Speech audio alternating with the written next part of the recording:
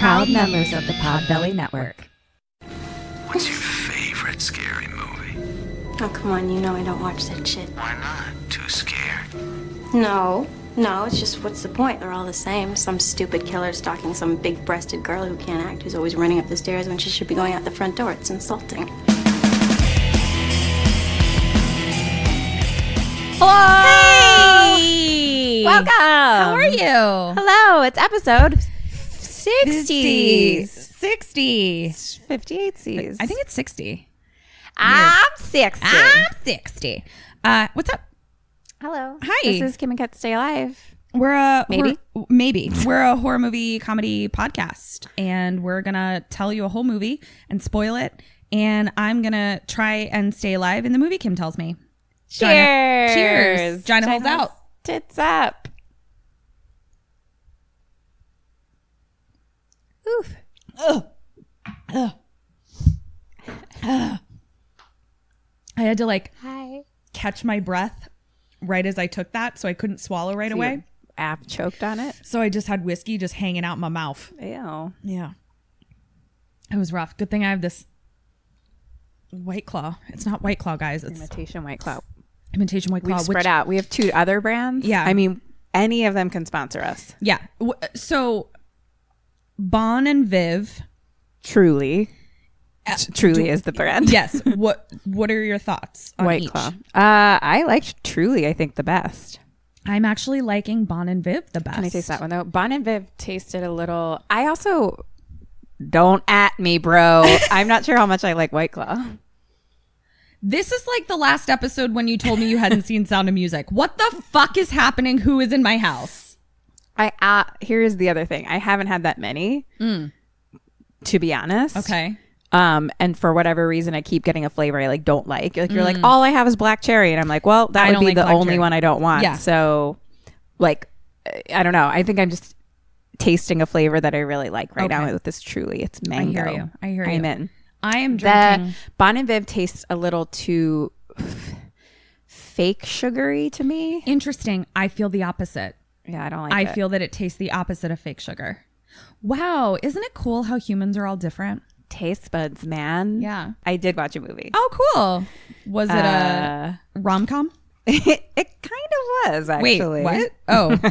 No, we're actually a horror movie comedy podcast. Are you not aware? Oh, but this one, it's pretty Rami-Kami. What did you watch? Oh, I think I know. You know, right? Yeah, I think so. I figured it out. I watched, okay, it's a guess. Ready or not? Yes. Yay! So, guys, this is my first movie. How did it It's go? been over a year. It's been my first movie to watch that's currently out. You need to go to a movie theater to watch see it. How did you do it? It was fucking great. Was it? How did you Let me tell you the experience I had. Okay. I almost felt bad for you. Why? Because I was like, my experience was so great. Oh my God, tell me. I did need to watch it twice.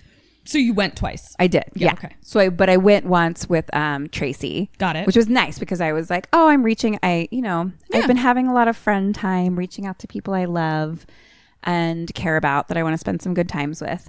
So me and Tracy went to the new Alamo Draft House, which I in hear is downtown LA. amazing. Yeah, it was really fun. And they serve food and everything in the theater and Love stuff. it. And it was really good. But it was nice to just go and watch it and know that I wasn't fucking taking notes. I was like, I just enjoyed it. Yeah. Which was great. Grizz talked about Alamo Draft House. Are we thinking of the same thing? Yeah, no, because the next day she was like, does anyone want to go to see Ready or Not at Alamo Draft House? And I was like, I literally did that exact thing last night. Oh, that's so funny. Okay. So it does look fun for a group or a party or something. They have a whole section with video games and you can just hang out. They also have a video rental situation. They have a that I Blockbuster? took a picture of, and it seemed like there was a .com of it. Okay. It seemed like it was maybe online. I didn't investigate further because I forgot about it until this exact moment. Right. Sure. That's how we roll. And I was like, can I rent they basically had so many options, but it wasn't a pull out right there. It was just a picture of it.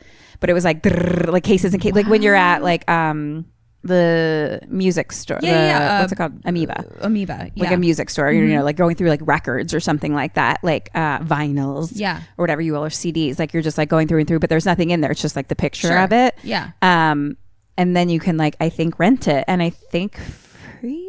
That's for like a day. cool. And I was like, should we be watching all of our movies from this?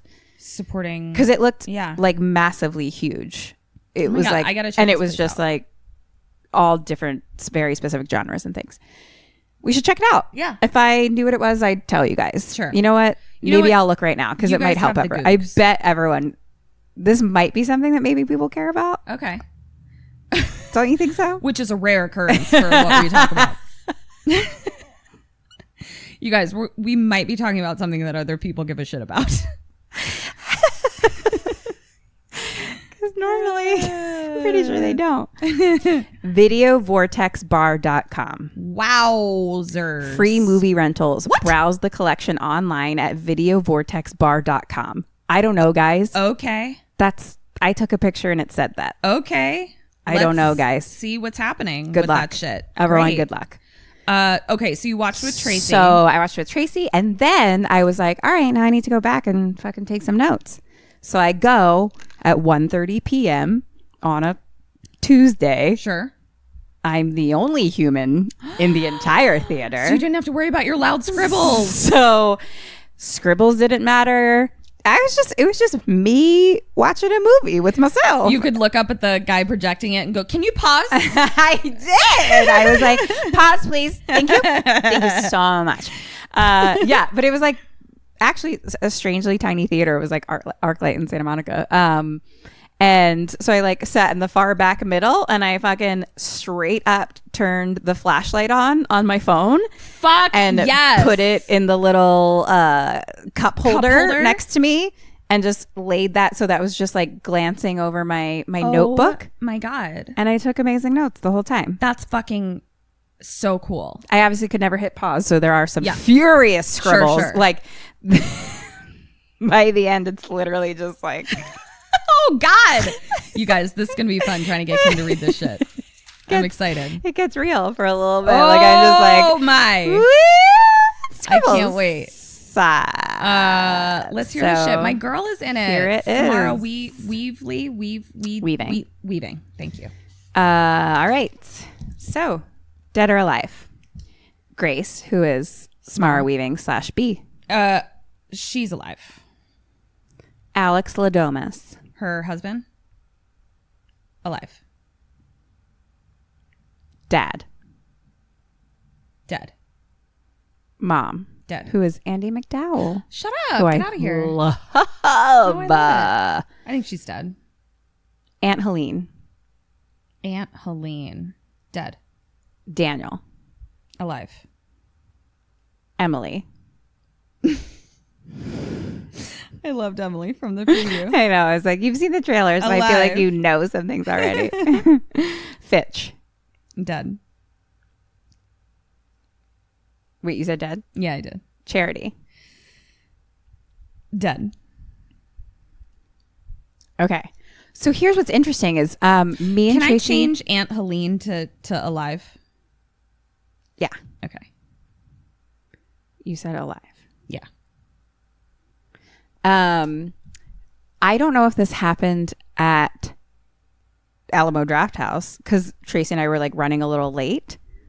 So we thought we kind of just came in like kind of, I'll have to ask her because I'm like, did we see the end of a preview and then come in right when the movie started or what? But at ArcLight, at least, a short film played before the movie. Really? Yes. How cool. So it was like previews.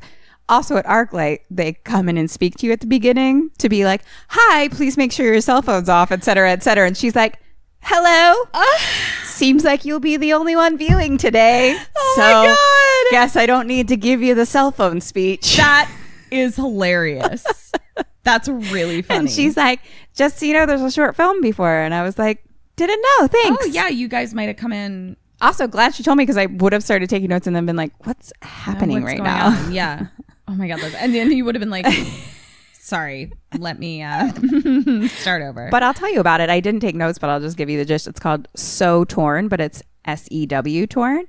And it's just like a chick who, I'm assuming it's in England, is driving her car like down the, like a Road. just single lane road. But in the woods. Okay. You're a bitch.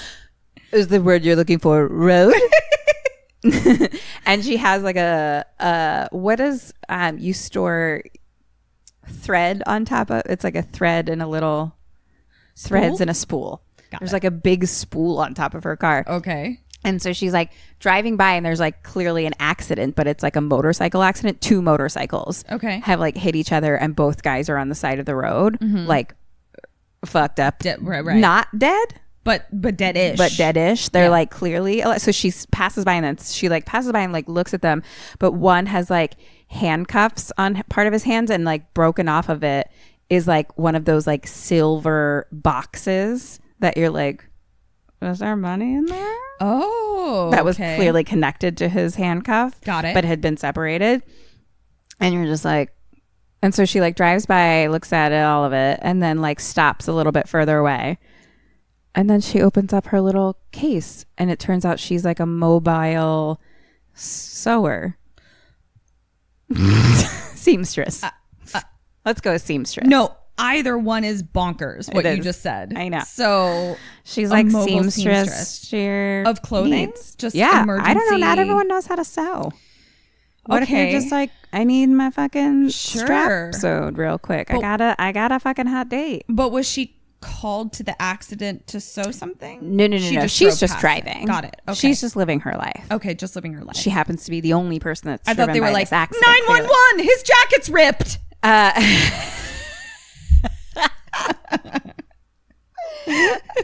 God. You know what? I'm not sure. Now that you say it, I'm not sure. We have a Garmin emergency. Who do we call? We did a mobile seamstress. Go on. Mobile seamstress. She's there when you need her. She'll show you right up. She actually does pick up her phone and she calls 911 or whatever they call 999. And it's like, hello, how can, and then she hangs up. Oh. And then she opens up her little seamstress case and she grabs 2 little things of string that are on like a thing. So it just like slowly wields out and she gets out of her car and they're connected to a needle at the end. She needles both of them. Okay. And then she just walks slowly back to them. Okay. And she like basically does a thing where she brings both the string like through the handcuffs of the one guy and literally the guys are like she's just like slowly stringing one up and then she brings one string over to the other guy or she like drags the other guy's body to be like directly across from him in the road, so now they're directly on either side of the road from each other. Okay. And she drags one of the strings and like puts it through the one guy's like jacket or something and then puts both of them like through their boots and then down like into something that I don't recall seeing, and then I don't know, like ties it up or something and then walks back to her car and gets in her car and starts driving. What? And so the fucking string is like furiously unwrapping. Yeah. But what she had connected them both to is guns. And so she's like flying straight ahead. And so the guns end up getting drawn to both the guys at the same exact time. So they both get their guns and then they shoot each other. What? Yes. And then she stops and she reverses back up and she picks up that case of what we assume is money and puts it in her car and drives away. That seems like a long way to go to get that box of money. Wow. Right? Also, is that what mobile seamstresses do? I don't know. I mean, we didn't know what they were before. Who knows? Maybe that's what they do. Yeah, they're secret killers. All right. I love it. But it's like, you know what I mean? Like she got her money. No one's going to tell on her or say who it was. And she didn't have to kill anyone. They killed each other. She didn't do shit. They killed each other. She just was seamstressing. She's like, I just seamstress. Yeah.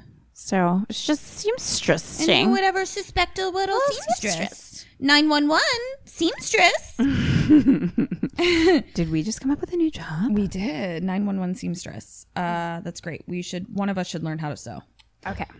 I can kind of sew. And then Oh, and then yeah, the movie. I mean, I learned in what's it called? Shop School. of I did learn in school. Here's what I learned being a theater major. One of my classes was legit costuming. Yeah. I loved it. Yeah, I sewed wish a I whole still pillow. had that fucking pillow. I think maybe I do. Who knows? Unless I Your Marie pillow Kondoed was- it. I love you so much. Your pillow was garbage. Your pillow was garbage. No, my pillow was awesome. The teacher thought it was really cool is because what I did was use every different sewing technique that there was. And she was like, that's impressive. No, it looked good. It looked really good. What was your pillow? I don't remember it. See, here's the difference. I remember yours. I don't Neither remember of us remember yours. it's true. Mine made an impact. Yeah, what the fuck was mine? I'll have to figure it out. Okay, can I hear about your fucking art? movie? Is that art or not? It's not. Mine made an impact, whether it was good or bad. We both remember it. It's true. It's true. Kim made pillow impact. I'm a seamstress to remember. Yep. A seamstress for the ages, if you will. And I'm gonna go. You can't go. I got a movie. We're just getting We started. just talked about sewing for 20 minutes. We're a sewing podcast now. It was a really good short film. I love it. I'm gonna make a list of all the different podcasts we are. Here's what we are. We're a survival guide and all the podcasts. Yep, exactly. Ready or not? I'm ready. Great. Ready or not? I said I'm ready. No, that's the movie title. Oh, is it? Yes. Okay, got it. I'm beginning. Got it. Now. Okay. The first one I was at now I'm beginning. Okay. Ready or not? Here I come. You can't hide. Gonna find you. Gonna make you want me. Okay. We're at a big house. Ooh. Old. It's old. Yes. Lots of board games everywhere. There's candles lit. They kind of say like LaBelle's board games, and they have almost like a devil face on them a little on some of them. Okay. We're just kind of slowly scrolling across like the walls of this. And then two little boys are running through the halls, and they're in like pajamas. There's a storm outside, but they're running with like a lantern like through like big halls of this clearly giant house. My dream. And one of the little boys is like, get in here, Alex. And he like puts him inside like I think it was like the dumbwaiter thing, but like in like a little wall situation. And the other one is kind of like, okay, Daniel. And then so Alex gets in the little thing and like is closed in. Okay. And then someone grabs Daniel, the leftover boy, and it's a man in a tux. And he's like, help me. And he has an arrow inside his gut. And the little boy yells, he's in here. What?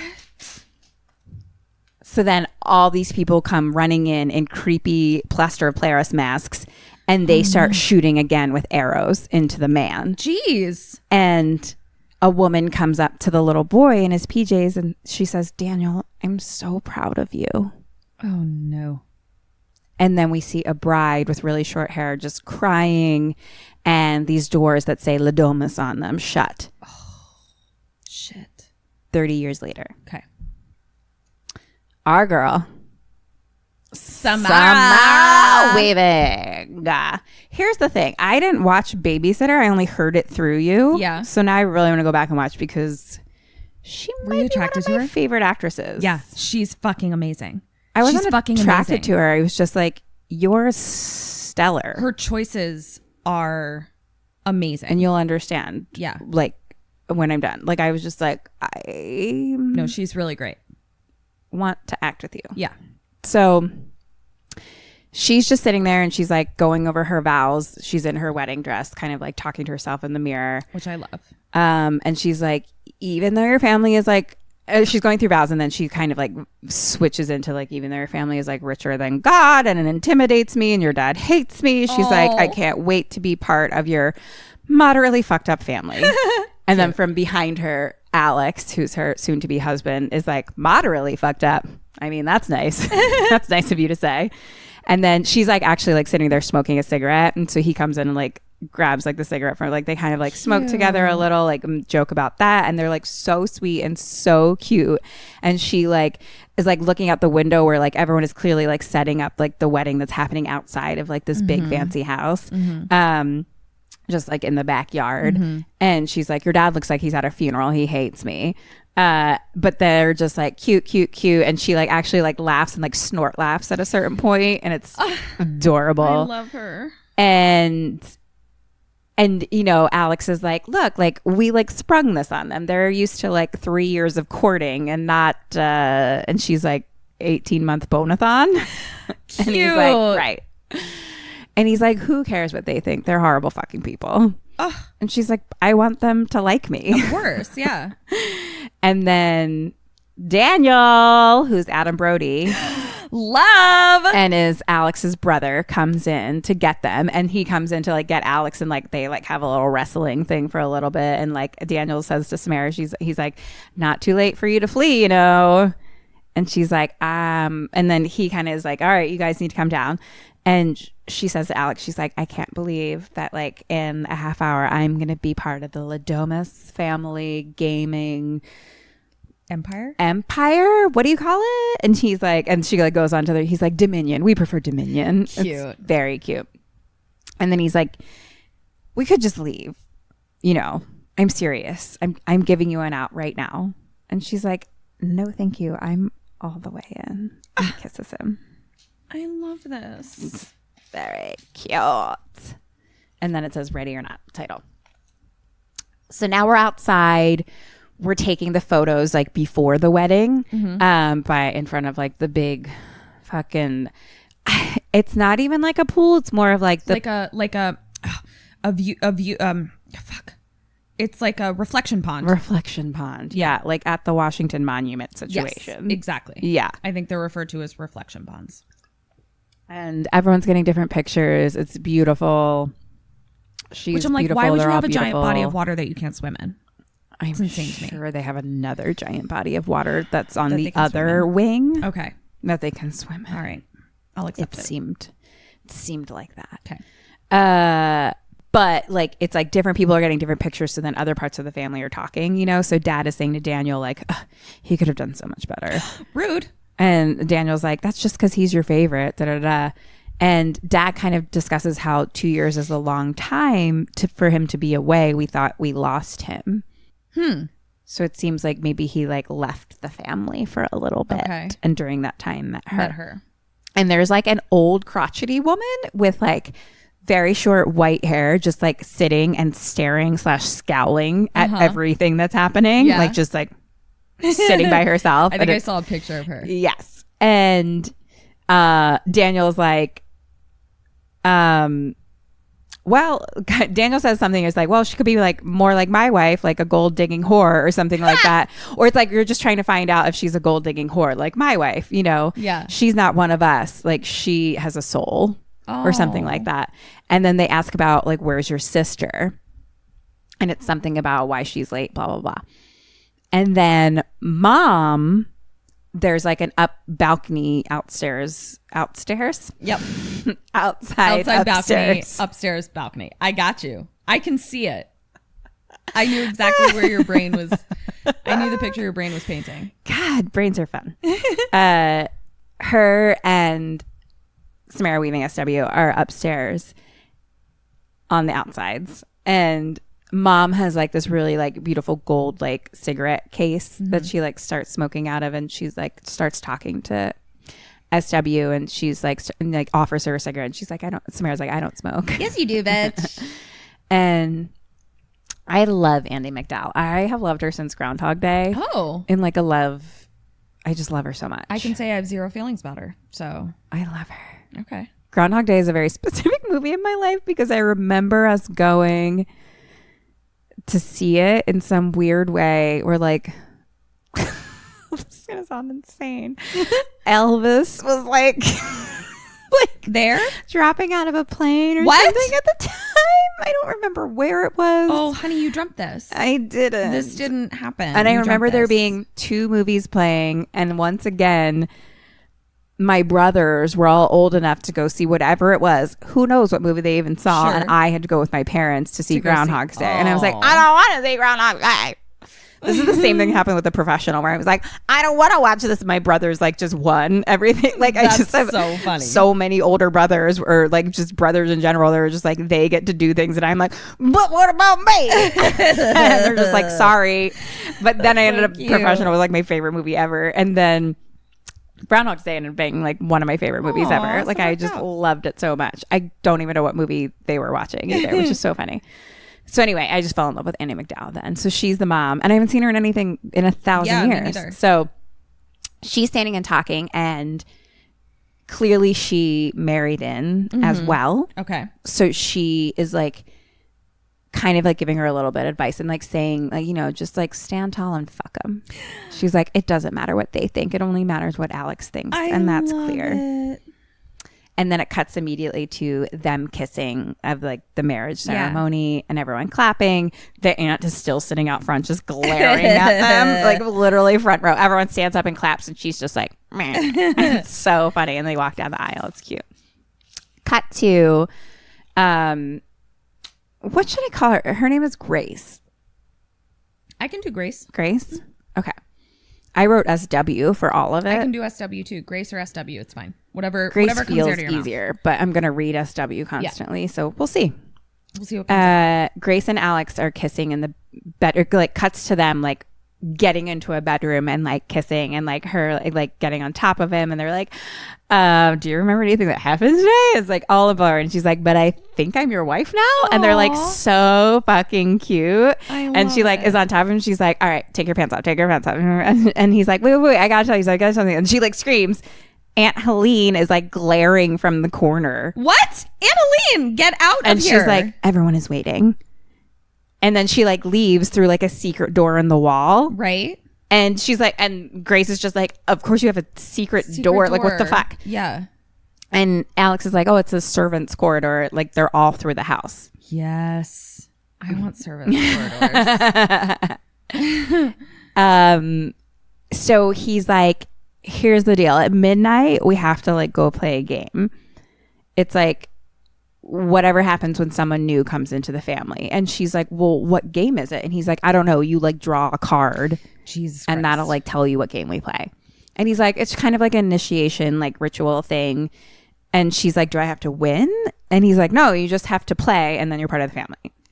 Okay. And she was kind of like, I mean, if it gets your family to accept me, she's like, I will play the shit out of checkers. I'm so good at it. I love her. And then they're so cute. And she's like, all right, I'm going to go put my game face on. And he's like, I see what you did there. And he's like, meet me in the music room. And she's like, yeah, just a totally normal room for a house to have. Yep, of course. And I literally wrote, I love her. I just love her so much. So now we're in a different room, and Alex is standing at the end of this table. The fireplace is at the end of it, and there's like a big decorative chair at the head of the table with the fireplace behind it. Okay. And it kind of has one of those like long... Sorry, I don't know what a fireplace is. A hearth. A hearth. Hearth. Got it. Hearth. Hearth. I don't even know how to say it. Hearth. Big. Hearth. It's hearth. Hearth? Like heart, but with an H on the end of it. Hearth. Hearth. I'm sorry. I don't know. I don't have a heart. It's just cold, dead, broken, Sure. shattered pieces. So Oh, right. So I apologize. So he's sitting in front of the hearth. the shattered bits of fire. Yep, exactly. Okay. Oh God. Okay. There's like a big decorative empty chair at like the head of the table, basically, and then there's like a long. What are those things that it's like not the complete tablecloth? It's just like the one thing. Runner. A runner. Yeah. So there's a runner going down the whole thing, and Alex is just kind of staring at that big chair at the end of the table, and Dad comes in. And he's like, "I'm sure Mr. LaBelle is with us right now." Mr. And he's LaBelle. like, what have you told her? And Alex says, nothing, because we're gone tomorrow. Oh. And Dad says, well, if she pulls the card, are you prepared to do what's necessary? Cut to Grace walking around the big house. Like she's walking kind of down the big stairs to like get to the music room. And she walks in and it's like the butler is playing music in there. There's like 3 maids basically that are clearly there and the family. And when she walks in and she's still like in her wedding gown and stuff, which is, well, remember we had a long discussion about that. I just fucking wedding dress. fell in love. Did you? Further and further. Yeah. It's like, I beautiful. was like, it's beautiful. It's really great. I always assumed I would be a no sleeve person, but I really like the long sleeve. Oh yeah. It's beautiful. Very beautiful. So he starts playing like Here Comes the Bride when she walks in. And so her and mom, Andie McDowell, kind of talk a little bit, and it comes out that like Grace grew up in foster care. Oh. And wow, she married the fuck up. Right? Good for you, bitch. Well, that's kind of what she talks about. She was like, look, I had actually some like pretty good foster parents, but like I always knew that everything was temporary. She's like, I always just dreamed of having a family. It was just so important to me. And mom is like, I'm just so grateful that you brought Alex back to us. Aww. And she's like, I think you're a good one. And they have a little hug. Cute.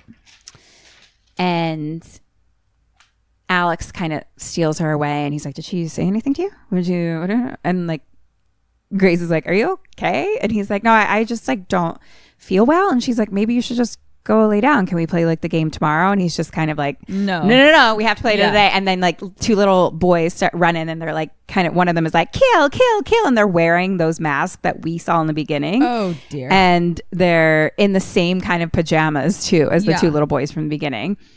And their parents come in, and the guy is like, oh, hello, I'm Fitch Bradley.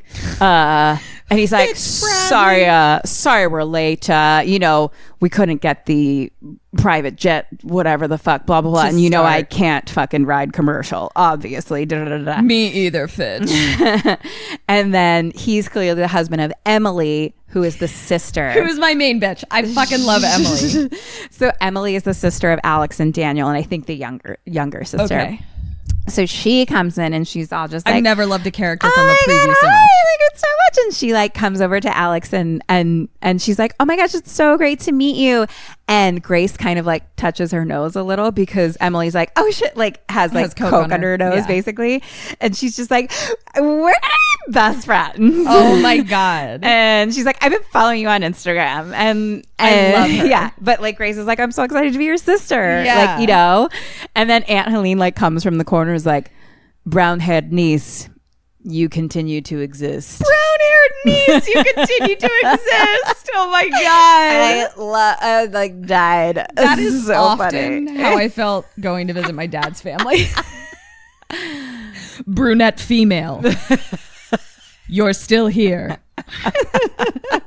Yes. You have no means of carrying on our name. You continue to exist. Yes. That's, yeah. Oh my gosh, feel that's her. so funny. See, I don't understand because I don't have big rich families. Big monies. They're dicks. So just wait. Okay. So the butler is like, it's 11:55. And so they're all going into like the game room Butlers, now. am I right? Right? God. What do those guys do? There's a lot of sewing and Yeah, a lot of sewing. piano music Yeah, and yeah, telling yeah. the time. They're just always like, it's noon. Yeah, that's what they do. Just time. They're just clocks It's just like a walking, talking clock. that sews. That sews.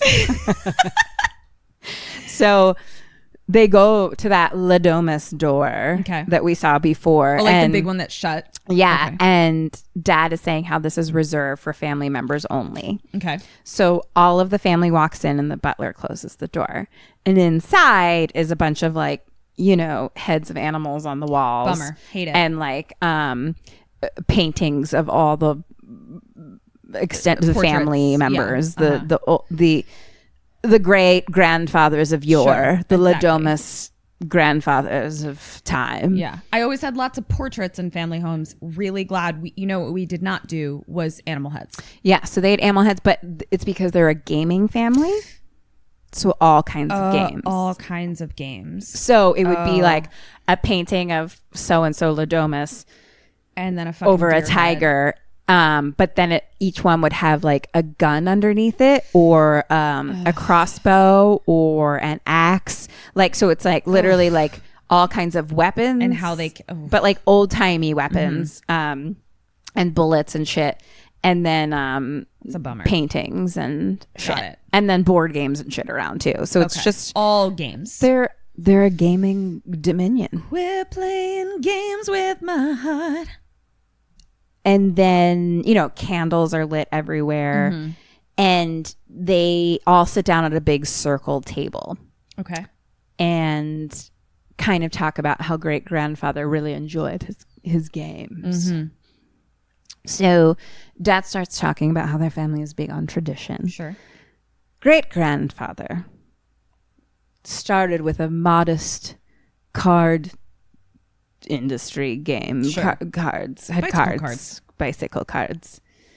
And then it grew and grew, and the people after him did this and da-da-da. And like now with me, we own 4 sports teams, et cetera, et cetera. It's just grown and grown, clearly. Blur. And he's like, some people would say it's luck, but it's more than luck. It's as if someone is watching over us. We have a sort of benefactor Oh. who gave us this box. Oh. And he pulls out a box that's just like a little wooden kind of decorative oldie box. And says that great grandfather was a seaman with a hard life.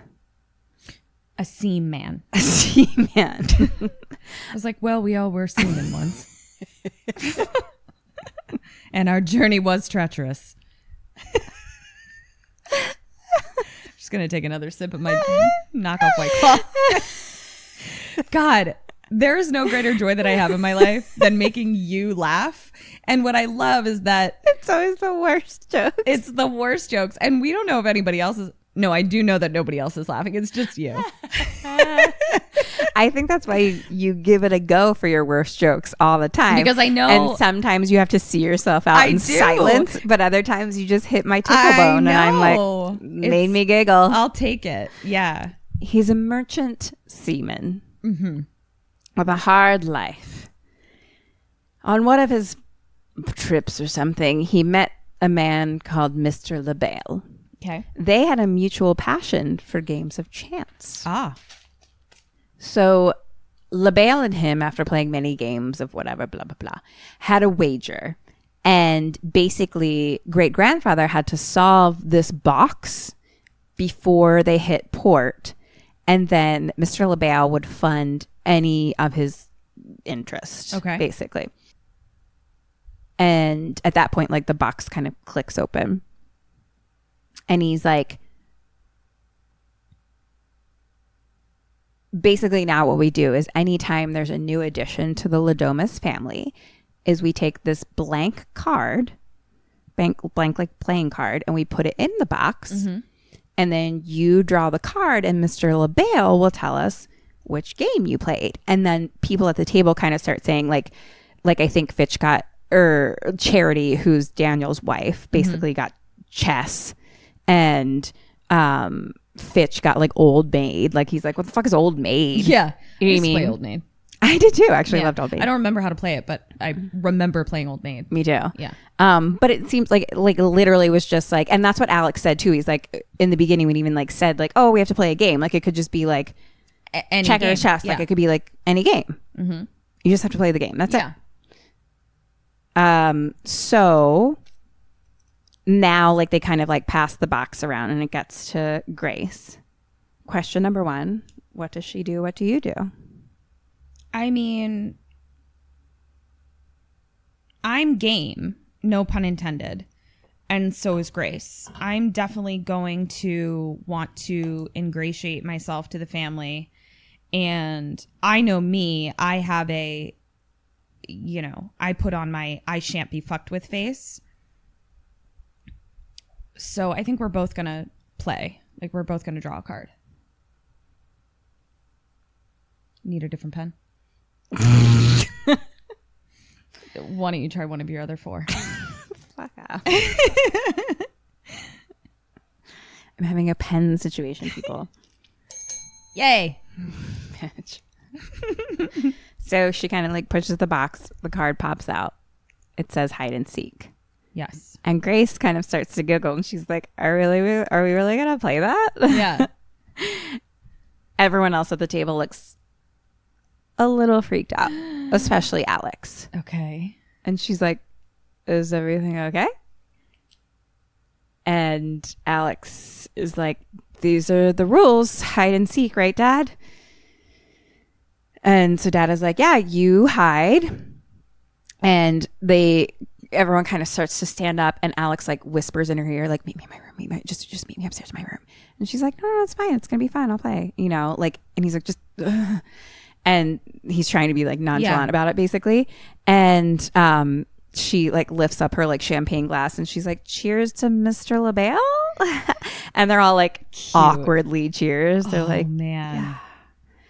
So basically they say like you can hide anywhere inside the house. Inside the house. That was a question we had for the trailer. Okay. We're gonna count to 100, and then we'll come find you. 100's not very long for a big fucking house like that. And she's like, well, it kind of looks like you have an advantage because there's actually video cameras in all the rooms at the top, like in the corners. Also, where things are. I'm going to have to go look for places to... Well, that's what she says too. She's like, I mean, I don't know the place, but also like there's cameras everywhere. And they're like, and he's like, no. We turn all of those off because we want to play it like it was great grandfather's times. Okay. Those are the rules. And she's like, so is there a way for me to win? Like, and Dad's like, I mean, you could stay held until dawn. And she's like, no, thank you. Just like, I'd rather not. Yeah. And they're like, okay, good luck. And so now the butler puts on a record that the music starts playing all through the house. And it's like, who wants to play a game? Run, run, run, run and hide. Dun, dun, dun, dun, dun. Like, and it's basically going to play the amount of 100 seconds. Yeah. So it's like the get ready to hide and seek. That bums me out because I don't know what 100 seconds is. I need the numbers so I know how much time I have left. You know what I'm saying? I do. Yeah. So we cut to one of the nanny maids in like the little boys' rooms. Which seem to be like the same beds, kind of like the two boys in the beginning were laying in. And she's like telling them just like a nighttime story, like they're going to bed. Now the family so Grace has left. The family is now still in the game room. They're all grabbing the shit off the walls. Oh, the weapons and stuff. But they're all like old as fuck. And so they're all kind of just like, how the fuck am I supposed to even use this? So it's like shotguns and... literally a crossbow. This Aunt Helene has a giant fucking battle axe. Shit like that. And so Grace starts like kind of going through the hall. She like stops and takes off her heels. She sees a... Yes, queen. Love that. Exactly. Love that. There's a lot of things she does that I'm like, yes, queen. She's a Sammy. Yeah. She's definitely a Sammy. So she takes her fucking heels off. And then she sees a dumbwaiter in the wall and she gets in. Great. And so everyone now has like left the gaming room, but Alex stays and like sits on the couch. Like the mom was kind of like, honey, what maybe it's best if you stay here. It's an interesting thing because it's like, it's not even like they're all like, yes, let's kill this bitch. Like, you know what I mean? They're all kind of like, it's literally today's time. Right. And they're kind of just like playing this old game. Yeah. Fuck, we didn't. And clearly the last couple people who married in didn't have to play that game. Didn't have to play this game. Yeah. Like there's only like they literally pulled a card and they played that regular game. That makes like they had to play chess. This was the question that I had for the trailer where I was like, how is anyone married? Married in. Yeah. How is, because it depends what card. Like this is the only one where it becomes this game. Got it. Where everything else is like, no, they literally just played Old Maid. Yeah. And then we're in the family. Yeah. That's it. Fuck. So, yeah. So Alex is sitting on the couch. He looks unwell. Yeah. No one looks very happy. And then the record starts counting down to it's like 3, 2, 1. Ready or not, here I come. And as they like leave the room, they close the doors and Daniel's wife, Charity, is standing outside the door, and they're Adam like, Brody's wife. Adam Brody's wife is like, maybe will you just stay here and like watch the door since Alex is inside? So now Grace is like, So she never went to Alex's room to talk to him. She just went straight to hiding in the dumbwaiter. yeah, Okay, great. because Just wanted to make sure. because she was just like, Couldn't make it. She no, but she was it's like, fine. it's fine. I'll Yeah. just play hide and seek, like whatever, Yeah. no big deal. I mean, she's like, it's weird, but I'll Yeah. fucking play, because like he's just like, just meet me in my room, Yeah. and she's like, no, it's fine, I'll just play. What's up? It's cool. Yeah. So now she's like sitting in the dumbwaiter, like talking to herself and just being like, oh, how was your wedding night? Great. Sat in a dumbwaiter all night. Great. So great. I love it. And cut back to Alex. He gets up from the couch and goes through the server corridor walls. Okay. gets Smarty the fuck McSmarters. Mhm. And now the family's kind of like looking through the house. Adam Brody's wife, Charity, is, can I call her Charity? Will you get that? Okay. Yeah. Charity is like, Alex, are you okay in there? And she opens the door and sees that he's gone, and she's like, fuck me. So now Alex is like clearly going somewhere through the house.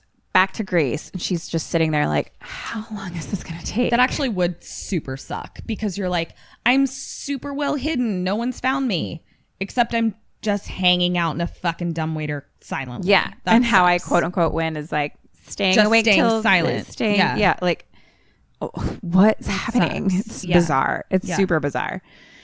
And then that immediately cuts to Fitch Bradley, who's walking with Mom. And he's like, how long is this going to take?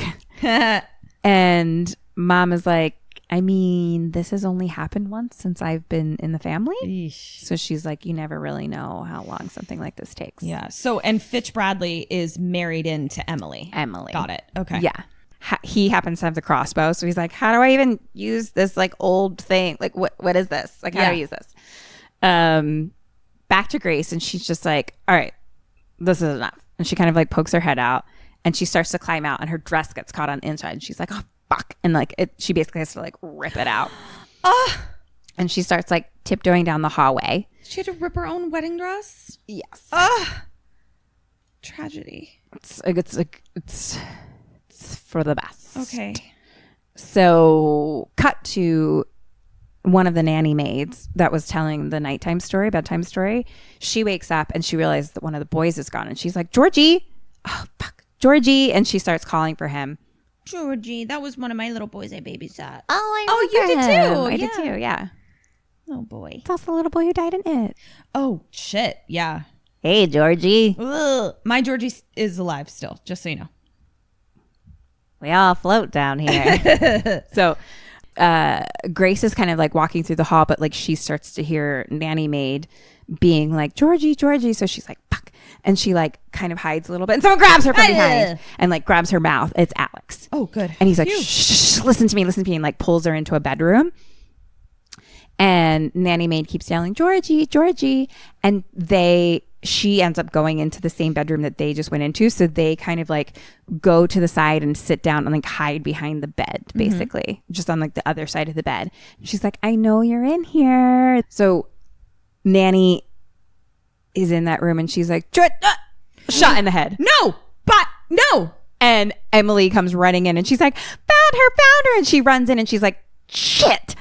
And then the dad runs in, and everyone else runs in, and the dad's like, Jesus Christ, Emily. And everyone's like yelling at her.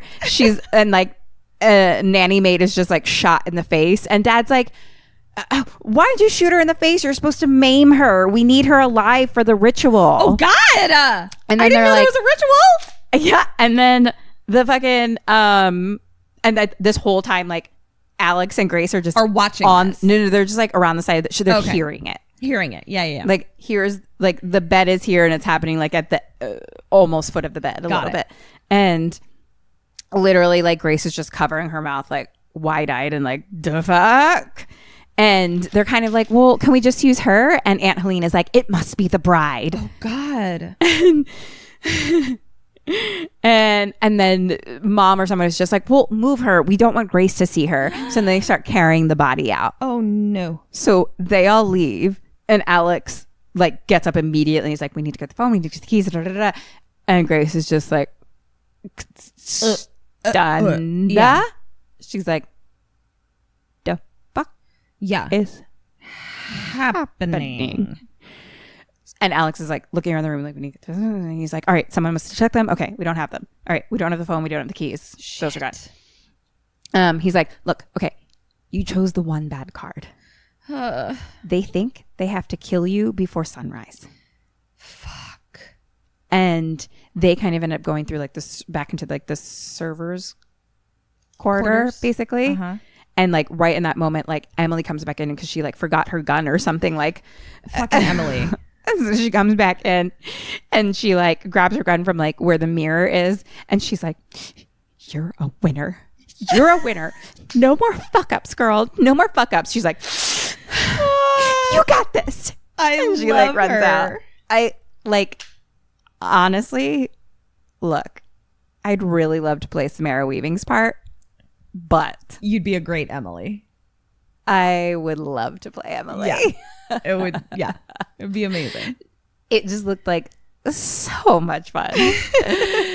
So they're now in the servants' corridor. Alex grabbed like just some Converse for her, like her shoes. And he's like, put your shoes on. And she's like, not. She's like, not. Stunned. He's Shocked. like, put your shoes on. Okay. Here's like, they think if they don't kill you, that something bad will happen to the family. What? He's like, the entire house is on lockdown right now. So everything's locked. And Grace is just like, you knew? Fuck. And he's like, no one ever pulls that card. No one ever Yeah. fucking pulls that card. And so they're kind of like having this conversation like in the walls, basically. Yeah. And it cuts to like Fitch in a hallway by himself somewhere. And he's kind of like can hear them through the vents or something like that. But he's just like sitting like in a corner watching a YouTube video on like how to use a crossbow. Shut up. That is fucking hilarious. And Alex is like, look, if you don't play the game, you die. And he's like, I know it sounds crazy, but it's like happened to like my cousin Rachel and like my great uncle somebody and like a bunch of other fucking people that I don't even know. And he's like, they get married and they didn't play the game or they don't follow by the rules and they just end up dying the next day in whatever way. Jesus. And he's like, you have to play. And Grace is just like, you said your family was fucked up, not that they were like fucking psychopaths. Yeah. And he's like, you wanted to get married. And she's like, so this is my fucking fault. Like, he's like, look, there are just rules. Like, you can't elope. And if you get married, you have to like get married at the house and then you have to play the game. And she's like, you could have talked to me. You could have just fucking told me. Yes. And he's like, if I told you, you would have left. Yeah. If I didn't propose, you would have left. Yeah. Yeah. And also I'm thinking about like from my perspective, if Eric had told me, my anxiety of like the probability of pulling that card low, which we know. Can you fucking imagine the anxiety I would have felt during my fucking wedding day of like, what if I pull that card? And then my wedding day is ruined basically. But my chance of pulling that card is what, 1 in 52 or some shit. This is a predicament. Yeah. I'm stressed. I mean, I feel like I would have been like, why don't you just tell me and then we never get married? That seemed like it was on the table. Yeah. But it was like the reason she wanted to get married so badly is because of the life she grew up with. And she wanted a was family. like, I want a family really badly. But Yeah. I'm just like, yeah, but you could have talked to me. Right. I could have not gotten married. If I knew. I'm not saying he made the right choice. I'm just saying like I see where he was. Yeah, the predicament came up for that exact reason. Yeah. Clear. Yeah. But I mean, And he also probably like knew, I mean, money is real. He probably also knew that like I can provide for her with my family's money. yeah, you're like in the fam. Yeah. And, you know, 1 in 52 chance, 51 out of 52, we get lots of money. Yeah. And also, as I get much to as provide for you. he maybe hates his family, they're still his family, I think. Yes. I feel that. And he's still part of them. I So feel that. he's like, look, just stay in the walls, go to the service kitchen. And he's like, it's like down here to the right, da da da, something. But she's still just like stunned face. Stunned, yeah. And he's like, I'm going to go to the control room. And he's like, I'm going to turn off the locks.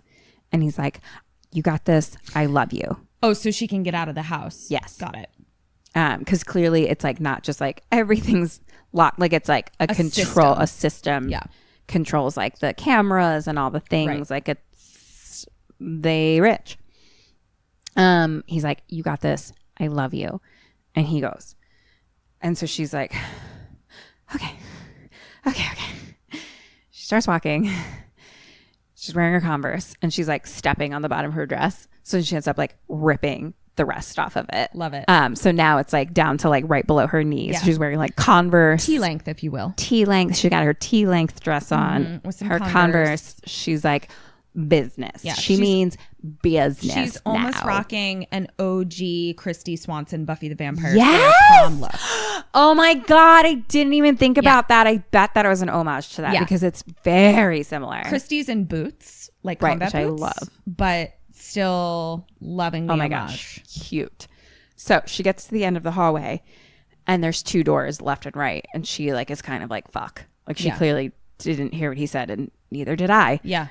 Neither did I. To be I honest. didn't know there were 2 doors. He said right or left. I'm not sure. Or to turn. And maybe I don't there know. were more. And I don't know what right or left is anyway. Catherine's dyslexic, right or Yeah. left. So you're dead. Yeah.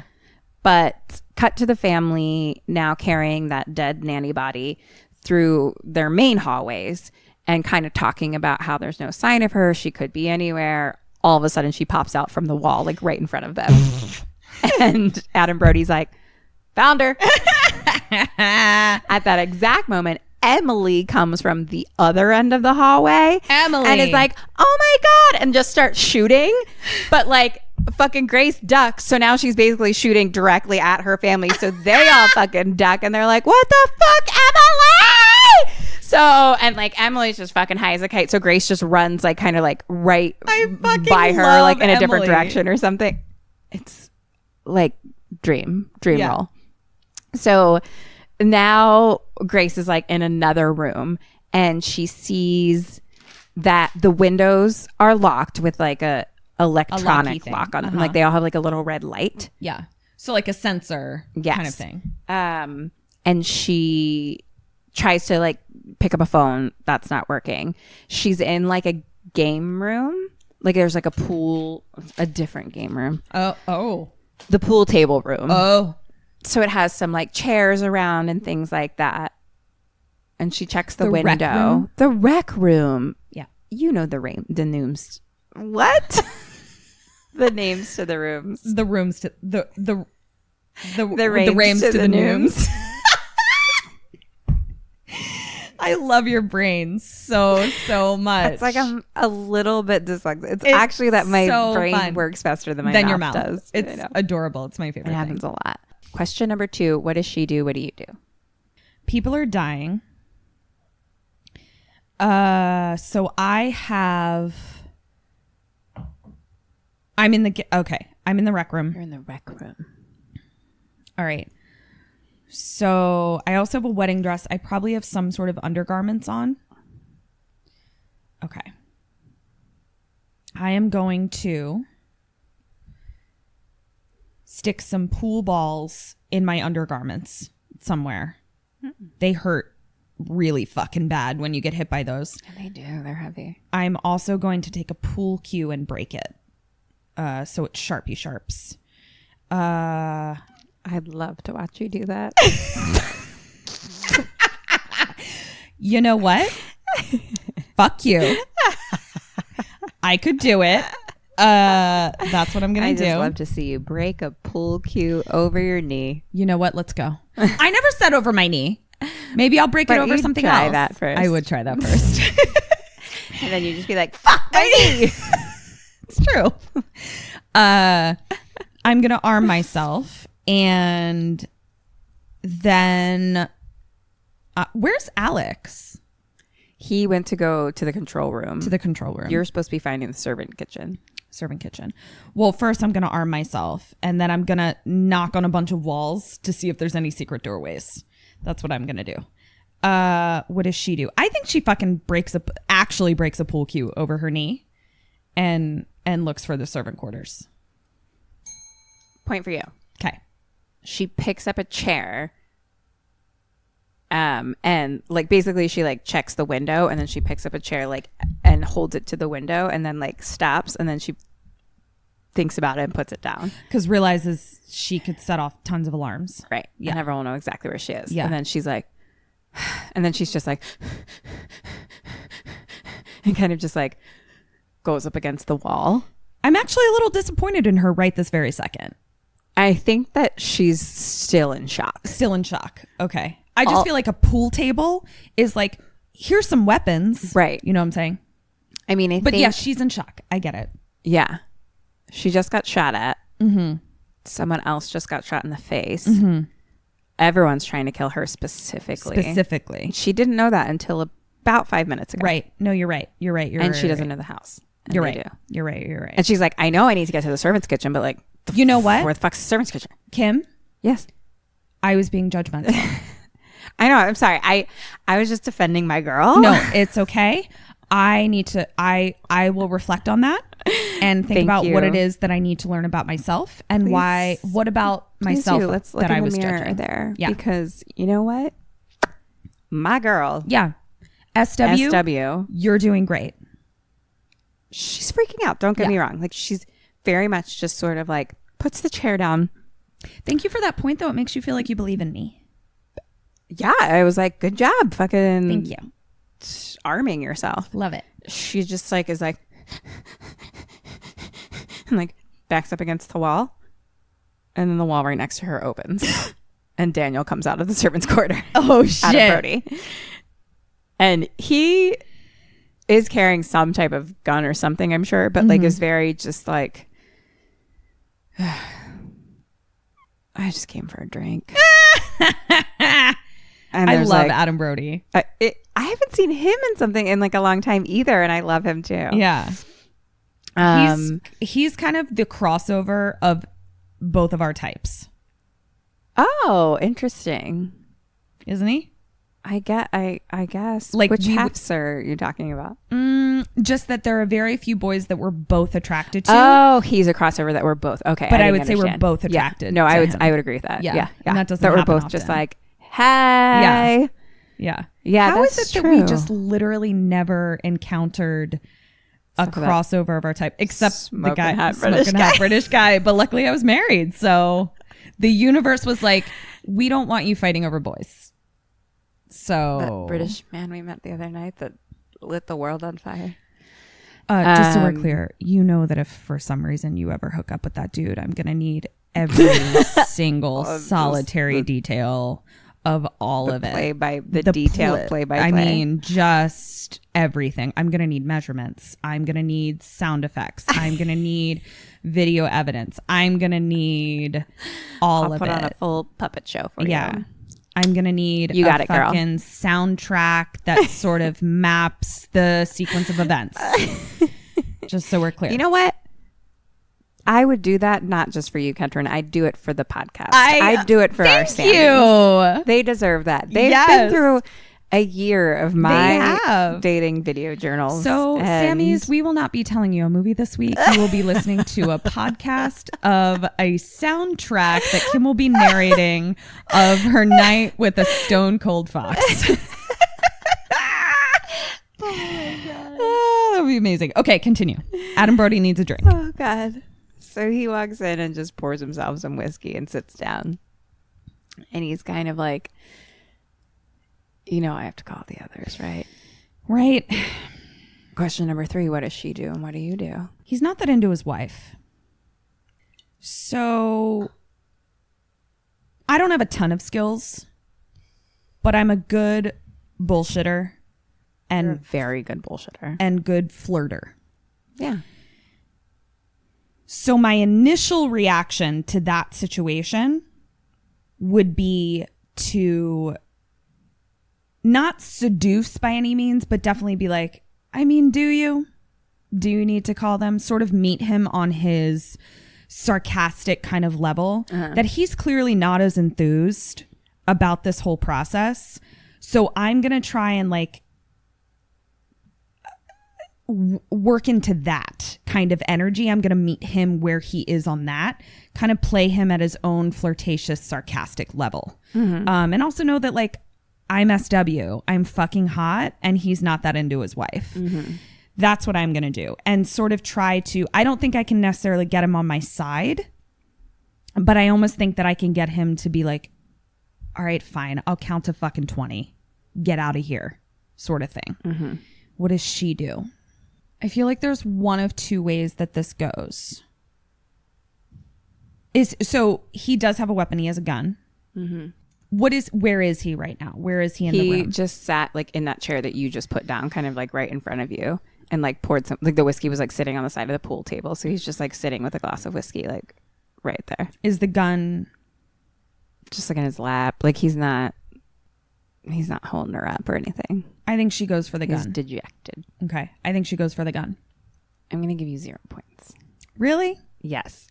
And I'll tell you why. Okay. She doesn't go for the gun. So that's one.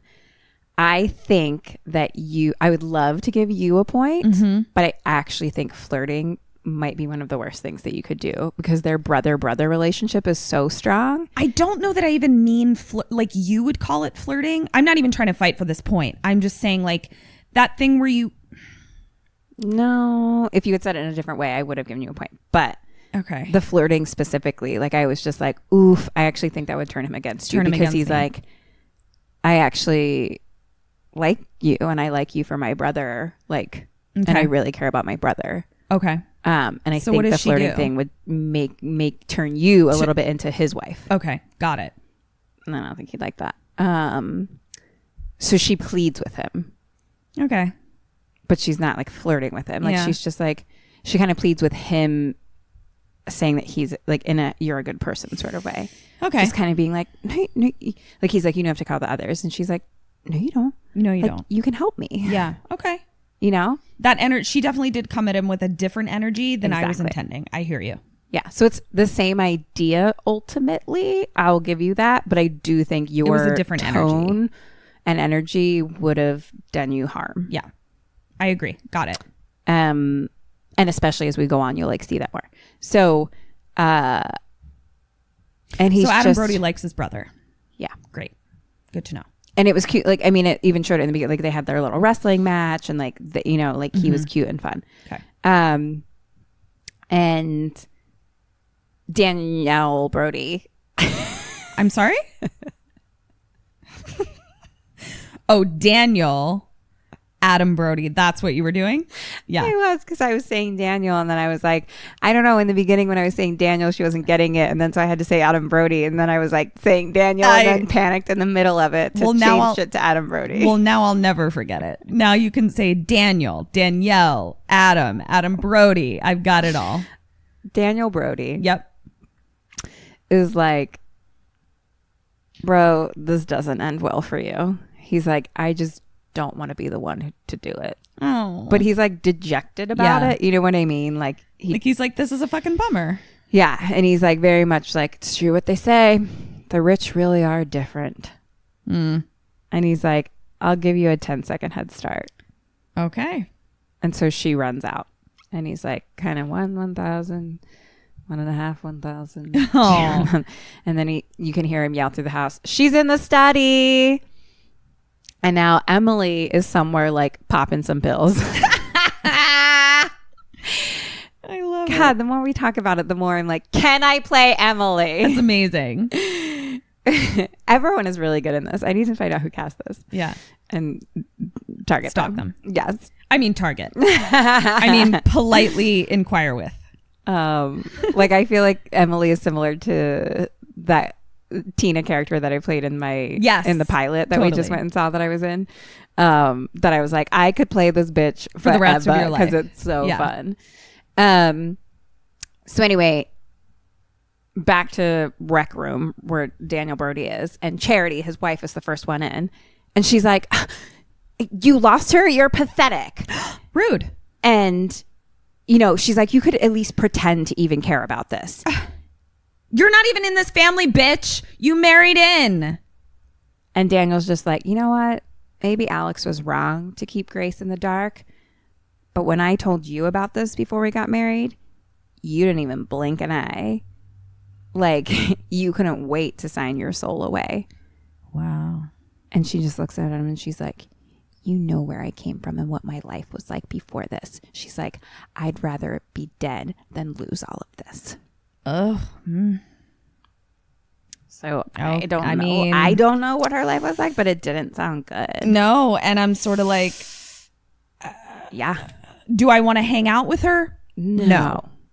Can I empathize with her? Yes. So all the others come in and they, Charity kind of tells them that Alex got out, and they realize that now Grace like knows what's going on. Yeah. Basically too. And they're kind of like telling whoever wasn't there, like basically, I think everyone basically gets in here. So they're like, the nanny maid number 1 is dead. And they're like, fuck. And then Emily is like, oh my God, I just realized I forgot my gun somewhere. And then she's like, gosh, I'm so stupid. And she like hugs her dad and she's like, I'm just like the worst. Oh my God. And so Fitch, her husband, is like, here, you can use mine, which is like the crossbow thing. So Yeah. like she kind of like starts to take the crossbow from him. And then like maid number 2 walks in at that moment and she's like, she's in the, and the crossbow goes off and like hits her directly in the face. And Emily goes, why does this always happen to me? Oh my God. Fucking Why? Emily. By the way, you're cast. That was great. She's so good. And Fitch and like kind of takes Emily out and he's like, come on, honey, let's go get you an edible or something, like even you out, okay? And so they leave, and then someone else is like, all right, well, like, does the help count for like the ritual or whatever? And Aunt Helene is like, no. I already told you that. And she's like, we must. And then like the nanny who just got shot is like, like starts to kind of like make some gurgling noises. And they all like stop for a second. It stops and she's like, no, we must. And they stop again. That's really funny. And then Aunt Helene goes and chops her head off. Aunt Helene sounds kind of like my Aunt Pila. So the family kind of decides then, let's turn on the cameras. Okay. Cheating. And they're like, but that wasn't great grandpa's time. And like dad's like, I think if great grandpa had the ability to have cameras, he would, so we'll do that. And then someone is like, well, can I not use this like ancient whatever the fuck I'm holding shotgun, you know? And they're like, no, that's tradition or something. Like fuck? So they're like picking and choosing basically what's tradition. And look, they're like, look, we need to find her and kill her by sunrise or we're dead. So now basically Dad and Daniel Brody are going to go to the control room to turn the cameras on. Okay. And everyone else is fanning out. And like Mom is like, and someone find Alex. So now Grace gets back into the OG game room that we were in the beginning with the paintings and the such. Question number 4. What does she do and what do you do? I think she grabs a weapon off the wall. Are they all gone? Mm-mm. She grabs a weapon off the wall. And she remembers what Alex said about stay in the walls. That's what she does. I am going to also grab something off the wall. But I also have my broken pool cue and my pool balls. My pool cue is stuck in the back of my dress, by the way. Look. What? What? Sometimes what? The rules get confused. Why? Like each time we make a decision, when the character makes a different keeping decision. My weapons. No, when the character makes a different decision, we immediately our decisions get cut out and we have to follow them. That's You're so the rules. Mean. Like sometimes you're like, I call Eric, and I'm like, Eric is not in this world, you bitch. Eric, fuck Fuck you. All right, Grace fine. didn't grab pool balls, so at this moment, you get to say what you would do at this moment, having made all the decisions that Grace has I'm made taking now. a fucking weapon off the wall as well. We both do that. And then I said she goes into the walls somehow. I think she continues to look for the... I'm going to go into the walls. I think she continues to look for the servant quarters. Yay! So yes, she grabs I wonder a what weapon she got. shotgun Shotgun. Okay. off the wall, and right below it is like a big thing of bullets that like you can put over. She puts like over Nice. her Rambo style. Rambo style. Got it. Yes. So she Rambo styles herself, and she like grabs the gun, and there's like a big giant mirror there, and she like looks at herself in the mirror, and she's like, Jesus. And I was like, Halloween costume? Right? Exclamation point, exclamation point. I love it. We would just have to find like the right dress. Because she's wedding like dress. fucking in a wedding dress and some Converse with a fucking like thing of bullets across her I and love like it. a fucking shotgun. Actually, I was like, if I still have that wedding dress from the Three Extremes thing that we did, I could wear that. That's a good one. Yeah. Alex now is in the control room, Okay. and Grace gets to the kitchen. And she goes to the door, and it still has like the little lock that's lit up on it. And she's like, come on, Alex. But she doesn't know he's like, she doesn't know where he is. We just saw that. But so she's in the servant kitchen now, and she sees the door is locked, and it's just like a backdoor kitchen thing. Like there's a window and stuff like that. Question number 5. What does she do? What do you do?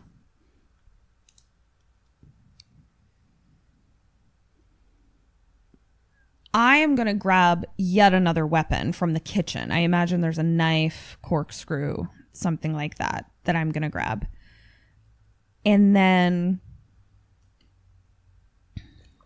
I am going to... And then we're both going to hide in the dumbwaiter and basically kind of wait for that light to go off. But I do the extra step of getting another weapon. I just want to have all the weapons. Point for you. Okay. She puts up her fucking gun and shoots the door, but there's no bullets in the shotgun. That's idiotic. But right at that moment, before she can put a bullet in, she starts to hear whistling from down the hallway. It's the butler Okay. who comes in. So she like ducks down. There's basically a center island in this kitchen. Yeah. So she hides on like the other side of the center the island, and he goes to the stove to start like making some tea, basically. Cut to Alex. He's in the control room, and he's like, he turns the cameras on, and then he like can see her in that room there, and he's like, oh fuck. And the butler is just like whistling away, like he's like actually like basically conducting music a little bit. Right. Like he's very into some classical music, clearly. And Dad and Daniel are heading to the control room, and they're like, looks like someone got there before us, because the little light goes on for the cameras, and they're like, it's Alex. Right. So now Alex is like trying to open the fucking doors. Like he's like just hitting all the fucking buttons, being like, unlock, unlock, unlock, unlock. So Grace is like just like sitting on the other side of the, like on the floor on the other side of the fucking island. And she slowly opens the shotgun, but it makes a click. Yep. And the butler stops whistling. Shit. And he starts to like look around the island. She's not there. Good. Because she went a little bit A little further, further and that has around. even like a covering on it. So now she's like sitting there, and she slowly, it's like those big ass bullets. Like it's like the shotgun, or it's like it doesn't need to even go far. Like it's just Yes, like you it just- unclick, it and goes, right there, in there. and Yeah. that's it. And so she like literally like pulls out one, but she's like shaking, like it's like clink, clink, clink, clink, clink, clink. Like as quietly as possible. Would you know how to and load like a shotgun? puts it in. I don't think I would. I would know how to unlock it. Like I don't know how I'd know how to be like open Open sesame. shotgun. I will say watching a lot of horror movies makes me feel like I'm like, I'd like to know how to use a lot of things. I don't want to have a gun. No. I just want to know that if a gun comes into my presence, near me, I know how to use it. How I take the fucking safety off. Yeah, just I because that agree. happens so often where I'm just like, I want to make sure I know my nose ends. Yep. I love it. And so Maybe we go to a gun range. I know I'd like to do that. I think it'd be fun. So Butler starts singing loudly again, and then even the tea kettle starts to whistle. So like right at that moment, she shuts the gun, and he turns to the center island, and there's like a teacup, but also like a teapot. So he fills the teapot like a ceramic, of course, decorative, pretty fucking Of course. teapot. Yeah. So he fills that with like Can't go straight from the I kettle mean, to the hello. teacup. What are we, fucking savages? Savages, Come on. animals, please. So he pours the hot water in the fucking teapot. All of a sudden, we hear a little bink. The door is unlocked. He goes to the door. Grace stands up behind him and says, holds the gun out and says, move. Love it. He turns around and he's like, you can't do that. She pulls the trigger. Nothing happens. What? And he says, oh, the ammunition is for display only. Fuck me. And he's like, you think I would have let you something. Question number 6. What does she do? What do you do? Is he holding the tray of tea? No. It's like sitting on the center island. Is he armed? No. How far away are we? Like 3 to 5 feet. Okay, I'm real quick gonna grab the barrel of that gun and swing it like a bat straight at his fucking head without even thinking. What does she do? I think she does the same.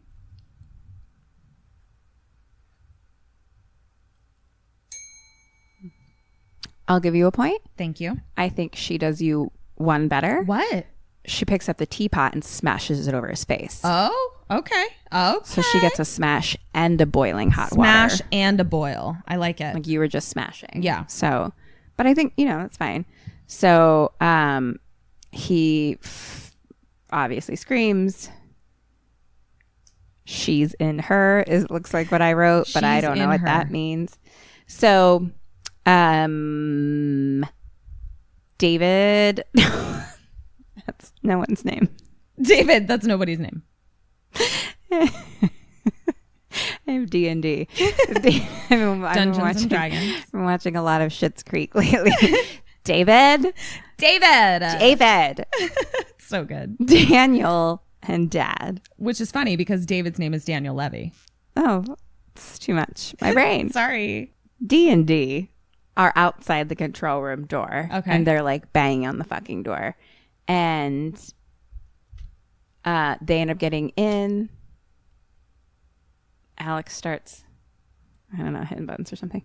And Alex starts choking Dad. Oh, okay. And he's just like, leave her alone. She's my wife. And Daniel's like, you don't have to do this. And so he eventually stops, like before He kills anything. him. Yeah. And Alex is like, Daniel, you got to help me. And Daniel's like, don't worry. We'll get her out. And then Dad knocks Alex out. Oh, shit. And Dad says to Daniel, like, whose side are you on? And he's like, I was just distracting him. I distracted him. So now D&D are carrying Alex out of the control room. And Dad like forgets his gun in the control room. Okay. So now Grace is like in the hallways again, and she's back to the dumbwaiter. She opens it up. There's a maid in there. Oh, Maid nanny number 3. There's only 3. Okay. All right. Maid nanny number 3. Which they discuss a lot. Like the first one, they were like, every single person was like, oh, she was my favorite. Every time someone new finds out, I liked that one. Oh, rich people have interesting lives. So, turn the page. I'm just starting to get real scribbles. Sure. Things are happening quicker, So and fast. my scribbles I hear you. are getting harder to read. So They're getting forgive me, scribbly. everyone. So Grace is like the maid's freaking out because everyone's dying. Yeah. clearly. She's like, I don't get paid enough for this. Yeah, she literally was like, I'm not even a maid. Mr. So-and-so just liked the way I danced or something like that. And Grace is like, look, they're looking for me, not for you. Right. And so the maid is like, damn straight they are, basically. And she like kind of hits the button for it to start going up or something, or down, or whichever way. As if she's like peacing out. But like for some reason she gets like, the thing starts moving, but she's still halfway out. And so it like cuts her in half. What an idiot. She's fucking Tatumed herself. So yeah, now she's like literally Tatumed, and like she starts bleeding out the mouth. And What an so idiot. Grace just runs away. And at that moment, the butler comes in and sees what happened to them. He's like, she's Tatumed. And his face, side of his face is like a burnt to fucks. Yeah. He's got a burn face. Sorry about it. So now Dad is handcuffing Alex to the footboard of a bed in a bedroom. Mm-hmm. So he's around like the wooden part of the end of a bed, and he's sitting on the floor. And the butler comes in and he's like, the doors and windows remain unlocked. And maid number 3 is dead. And Daniel's like, and then there were none. And Dad's like freaking out. He's like, she's taking us out. What's happening? This little blonde twig, like, da, da, da. And Mom is just like, why don't you take a break? Yeah. All right. We need to go guard the doors. We can't let her get out. So everyone kind of leaves, and the aunt, Helene, and Dad have a little talk in this room. And Alex is still like passed out, being held up, like he got knocked out. So they were carrying him, they hung him up, he's just sitting there like passed out. So they start talking, and Aunt Helene is like, he lost his way. You should have never let him leave like that. And she's like, him and I are so alike. We didn't know we'd have like the same choice to make or something like that. And she, you know, she's saying how he's afraid of who he truly is. And you know, I didn't know that like the only man I ever loved like had to die. And she's like, I should have killed him myself. Oh shit. And she's like, you know, we need to like accept who we are, etc. And basically that Alex is meant to lead the family. Oh, wow. And Okay. she's like, after all, he's the only one who's ever saw Mr. LaBelle in his chair. What? And Dad is like, yeah, but he was 5. He could have been fucking like whatever, hallucinating or something like that. So apparently, like, you know. So then we realize, though, that Grace is outside of this window on the balcony. They're on like a second floor bedroom. Mm-hmm. So she's hearing everything. And they leave, and Alex opens his eyes, and he heard everything too. And she was basically saying that like he needs to take his place as like the leader of this family and accept who he is, et cetera, et cetera. And so now Fitch is in a hallway, just like basically the corner end of a hallway, like next to a window, Googling packed with the devil, real or bullshit. Ha! This is amazing. And he receives a text that's like, what up, dog? And he's like, the devil? And he's like, not much, family shit, you.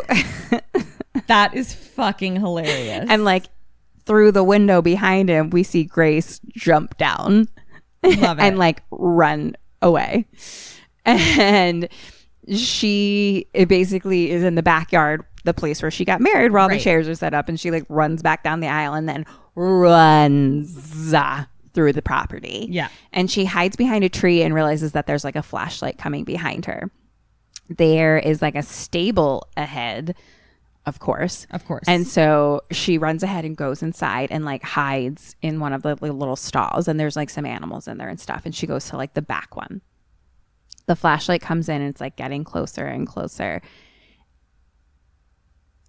And who walks up? Little boy Georgie. Hey, Georgie.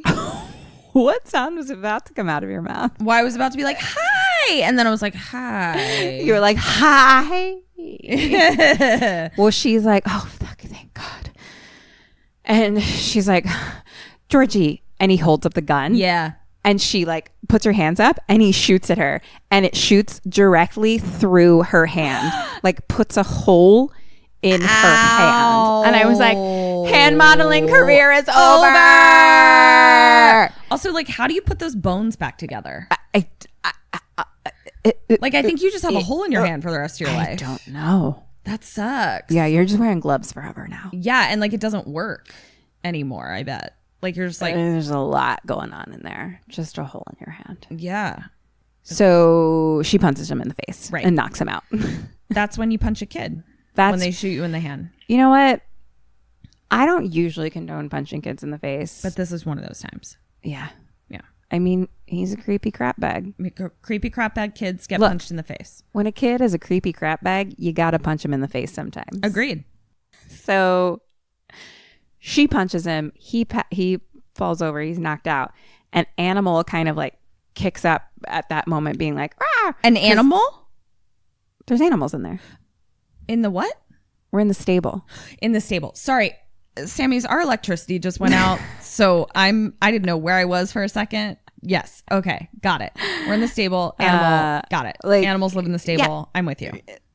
A fucking gun just went off. She punches someone. Right. And so the animals are like, rah! And she's like, ah! And kind of like falls backwards. Right. And in the end and like middle of the fucking stable where she is, there's like, basement doors, right? That we talked about, the storm doors. Yeah. And so she actually falls backwards through the storm doors into a pit of dead things. No.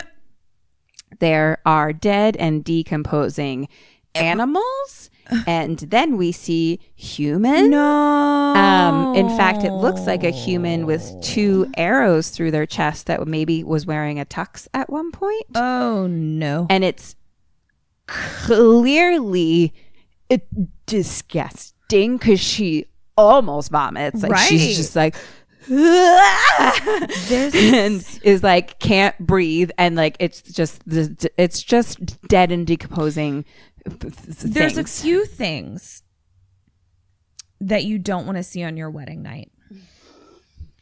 One of them is dead and decomposing bodies. Yeah. Honestly. At least for my wedding night. At least for my wedding night. Can we just maybe the reserve honeymoon too? Like, can I get a week? Honestly, show me a dead body at our fucking after wedding brunch the next day, even if you have to. Can I get a wedding night? Can I get a wedding night without a fucking body? Can I get a husband? Can I find any man who's willing to marry me? Yes. That I also want to marry back. Right.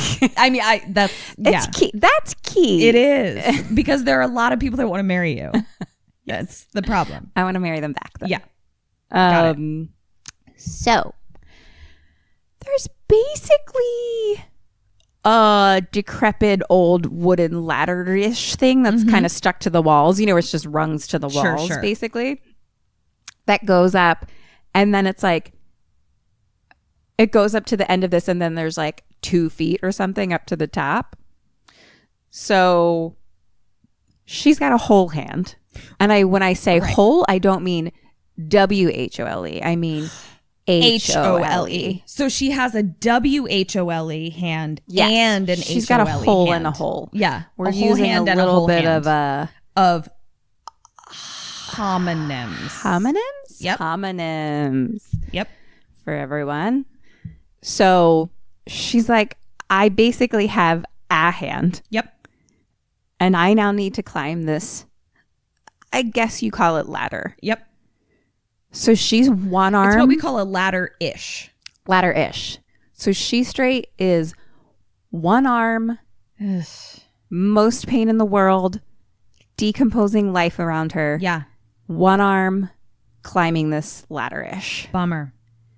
At the top, we can see there's like a little, like almost the top, like it's when you, so it's like the most highest rung, there's like 2 feet then of nothingness. And then at the top, there's like a little piece of wood. And then there's like a big piece of, there's a giant nail sticking out of it. Okay. Like clearly it's old and no one's really climbed out of this. No one's used this ladder probably ever. Yeah. The dead people aren't They weren't climbing out. No. So, but there's like a giant nail sticking like at least 1 to 2 inches like up out of the top of this. So she starts one arm climbing, and I'm like, bitch, you are fierce. Yep. You have a will to live. Yeah. I mean, a will to live really comes in handy. It's a big part of Staying alive. Yeah. Is wanting to stay alive. I'm not going to lie. There's a lot of times in our movies where I'm just like, I'll just take a nap and die. Yeah. This is not one of them. I'd be like, I'm a one arm climb out of this fucking shit because I'm not dying here. I think I'd have a will to live in that one. I couldn't. I'd be like, I need to get the fuck out of here. Whereas my movie that I watched last week, as soon as my mom died, I'd be like, you know what? I think this era isn't for me. I'm just going to make a little sleepy bye bed in the snow and die quietly. Goodbye. Sleepy bye bed. Yeah. House of a Thousand Corpses. I was just like, I'm dead so many times already now. Goodbye. What's happening here? So she's fucking one arm climbing. Obviously, the things start breaking underneath her a little. She's finally at the top rung, and that little piece of wood falls off. But she grabs basically with her good hand, WHOLE, her hand. W hand, Yeah, her W hand, her got it. full hand. Yeah, but immediately the rungs below her break, so there's nothing under her feet now. She's literally holding on with one hand. Question number 7: what does she do? What do you do? This one's hard for me because you're doing a great job of describing it visually, but I'm just not seeing it super well. Yeah. Let's pretend she had two hands. If she were to grab with both, could she kind of like swing and kick the doors open above her? The doors are open. She broke and fell through them. She's literally at the top. Okay. Her hand is at the toppest, highest, but like she just needs to pull herself up, but she's dangling with one arm at this point. I think I'd rely on my shock and adrenaline and pretend that my HOLE hand is a WHOLE hand and pull myself up. I think she does the same. I'll give you 2 half points. Okay. She does raise her HOLE hand up, and she fucking sticks her hand, the hole, right through the fucking nail. Ow! She's like, well, I have a fucking hole in my hand. Seems like I can put that nail right on through it. Wow. And then she just fucking pulls herself the fuck up. Wow. I mean, she's not wrong. No, she's not. It's great. She's lucky that nail was there. Yeah. But she gets up and she's literally like, yeah, I bet it didn't feel great. I don't think that hole is supposed to be weight bearing. No. And then she pulls her hand off the nail and she's like, yeah. She does such a good job of like, Screaming. I believe all of her feelings so intensely. And then she's like, just like freaking out. And she rips one of the sleeves off her dress and wraps it around her fucking HOLE hand. That's why you have long sleeves on your wedding dress. That's why, in case you need to fucking wrap up your whole hand. Right. And so she's just like, like clearly fucking so much pain. And she's just like, sees Georgie passed out on the ground. She's like, you little fucker. You creepy crap back in. And so now Charity is outside smoking a cigarette. Oh, Charity. And then she sees Grace running on by in the distance. And she's like, I got you, bitch. And she takes her old shotgun and she aims and fires and like, I don't know, hits a tree or a bird or something. Like, and she's just like, fuck. I mean, those aren't easy to aim. No. Like, also, I'm pretty sure it's very old. Yeah. I don't think anyone's been practicing. No. So anyway, she goes in and tells the butler that Grace is outside. She's running towards the north fence. And she's like, I'll go get the others. So Grace gets to this fence. And it's one of those like old fancy ones with like points and stuff everywhere. It's like decoratively and pointsies at the top. You know what I mean? Mm-hmm. And so she still kind of only has one hand basically at this point. And one of the little iron parts is a little bit broken. So she's like pulling and pulling on it. And she's just like kind of screaming through the fence a little like, help me, please help. And she's like just her whole body. And then she's just like, and then it like breaks off and she falls on the ground. And so then she kind of like at least like fit her head through that part. Right. And she sticks her head through and there's a car coming. And so she's just like, help, help. And she starts squeezing herself out. But like literally there's like a little piece of iron pointiness in one of the little parts. So she's squeezing at herself out, but it's slowly just cutting her skin as she squeezes her body out of there. Oh, this is why I got to lose weight. So I could not fit through a fence right now.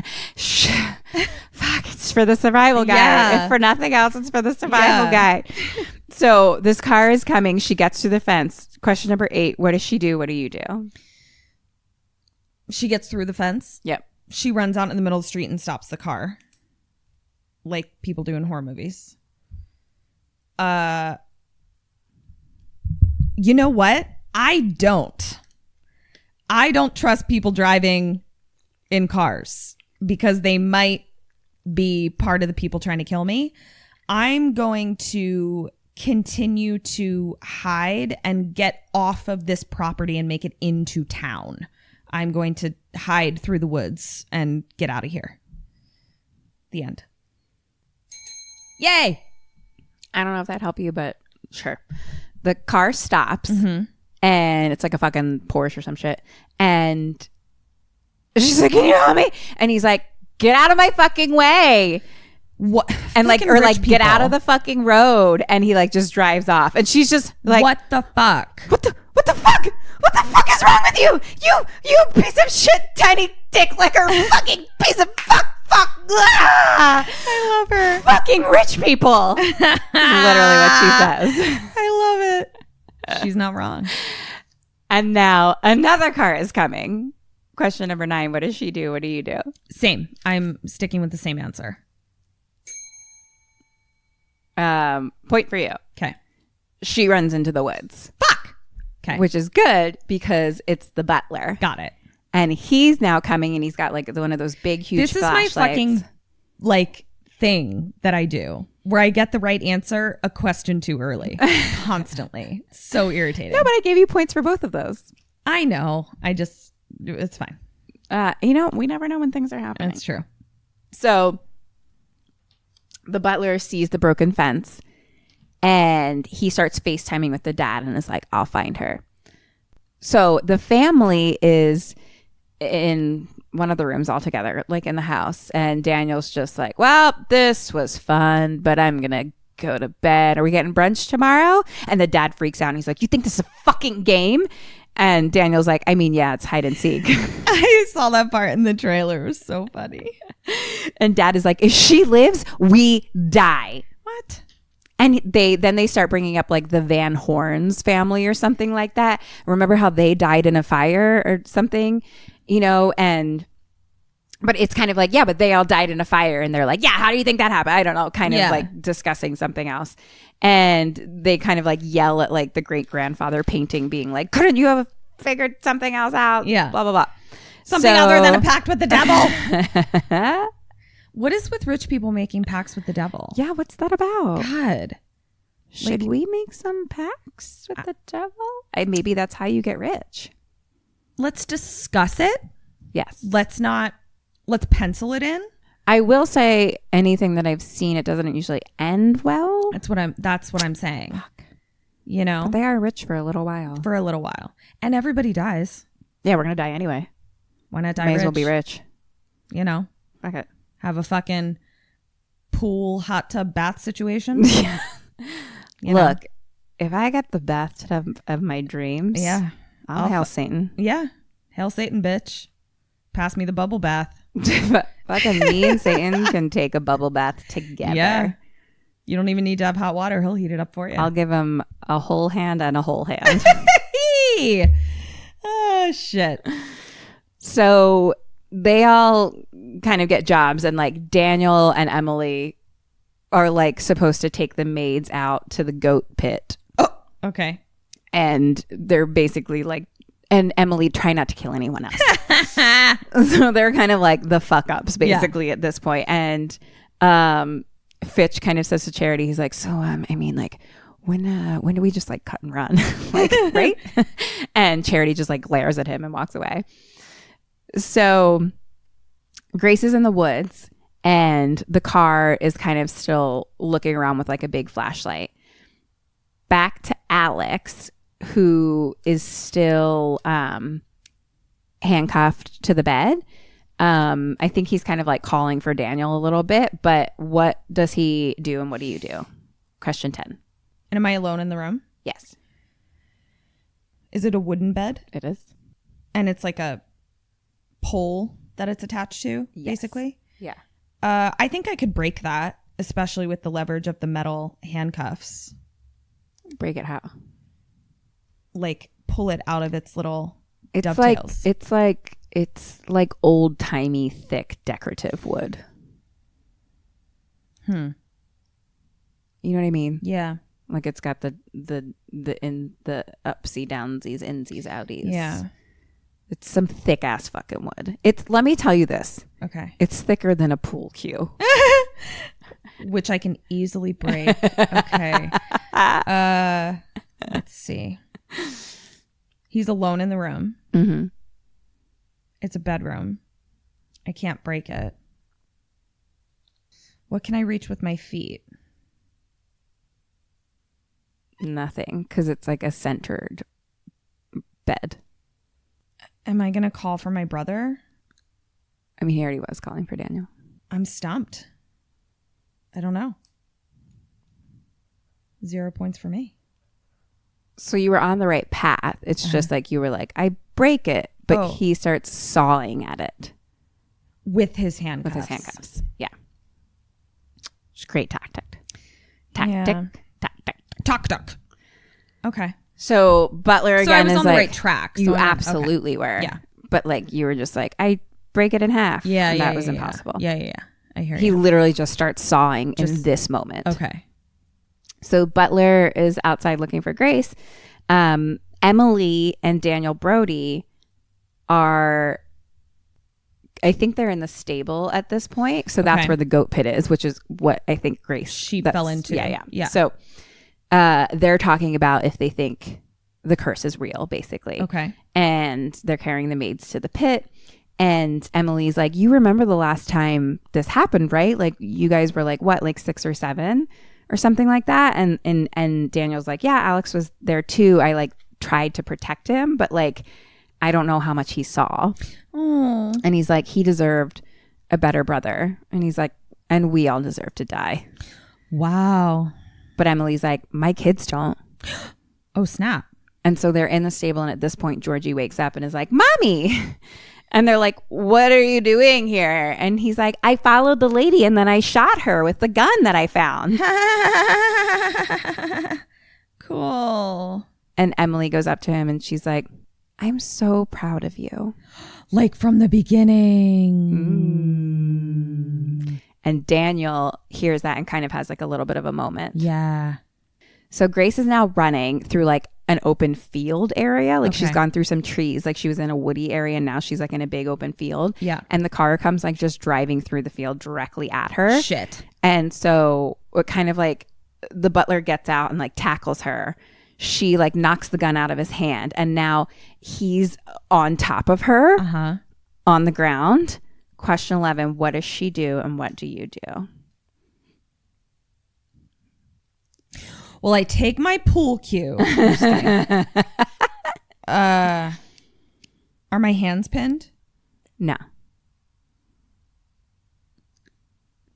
I mean, I'm sure it's like you're struggling. So like, yes, he's pinning them. I think you could probably maybe break one free, something. You know what I mean? It's a struggle happening right now. I'm going to headbutt him. And she's going to knee him in the ball sack. Right in the bridge of the nose is where I'm going to headbutt him. I'll give you a point because I think headbutts always great. I think they hurt. I think they hurt a lot. We Yeah. need to practice. We need to practice our Practice gun our shooting headbutts. and our headbutts. Yeah. We'll practice on each other. She just we just started a little fight club. Yeah. Eric Where comes we- home and he's like, what is happening? Headbutt each other back and forth.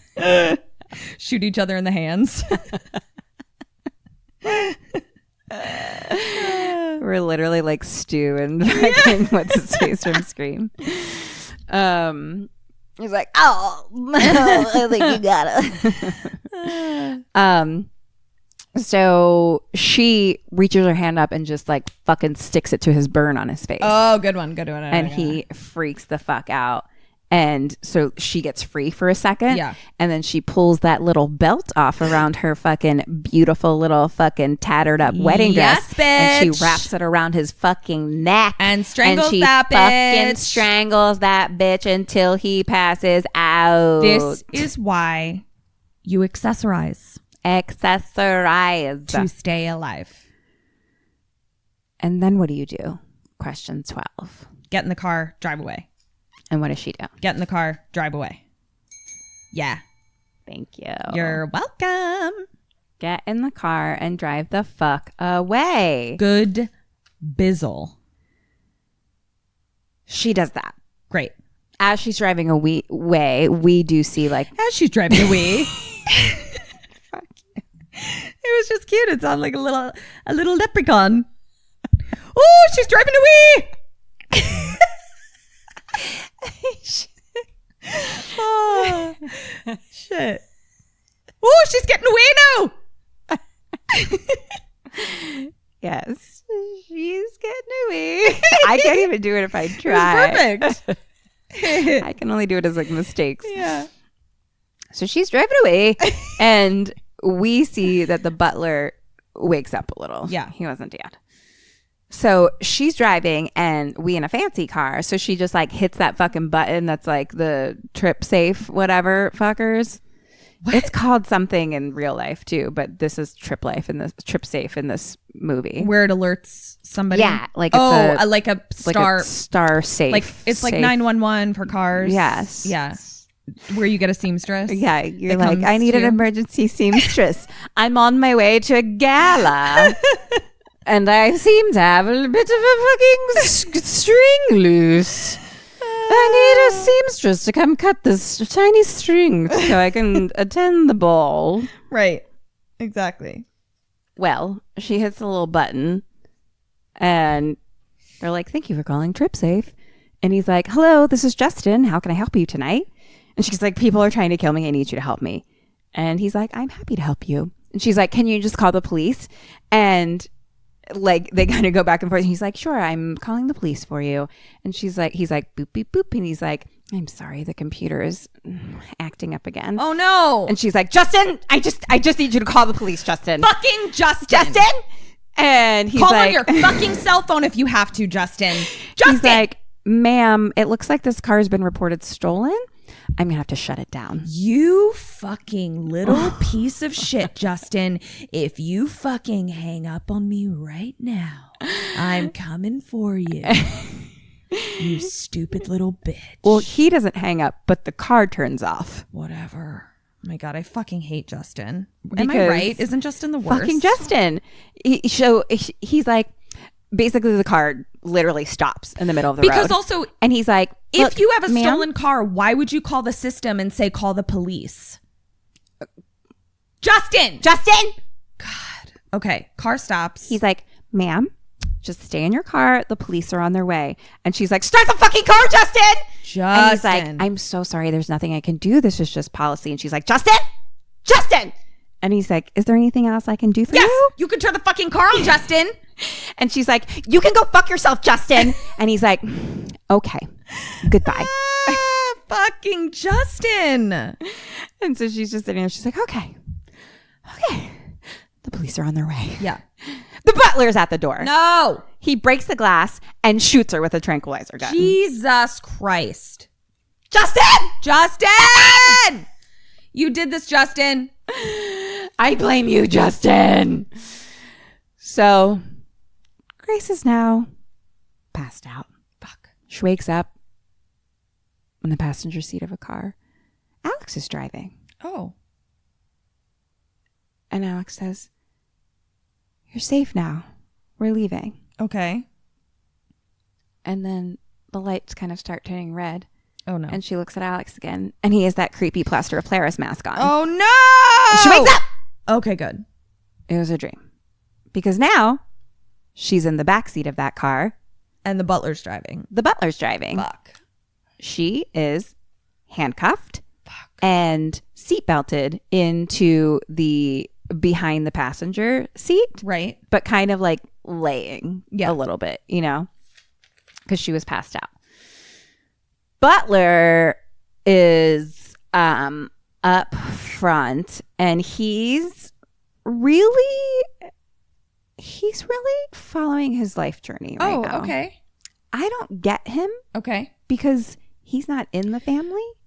Like, I don't think he's gonna die, but like, he seems to be really on board. I mean, there are butlers that are so loyal to the family that they work for. So he's just like listening to his jam, which is like just classical music, Right. You know, That he's conducting. and he literally like throws his head out the window and like screams, like he's just like, yeah! Oh, Lord. So Grace is woken up now, but like he doesn't really say. What does she do and what do you do? And I'm handcuffed. You're handcuffed down in front of you. Okay. Handcuffed. Like you're not down. handcuffed to anything. You're just handcuffed to yourself. Oh, okay. Your hands are handcuffed in I'm front going of to you. put my handcuffs around his neck, and But you're seatbelted. I can't reach in front of me. Your passenger seatbelted. Passenger seatbelted.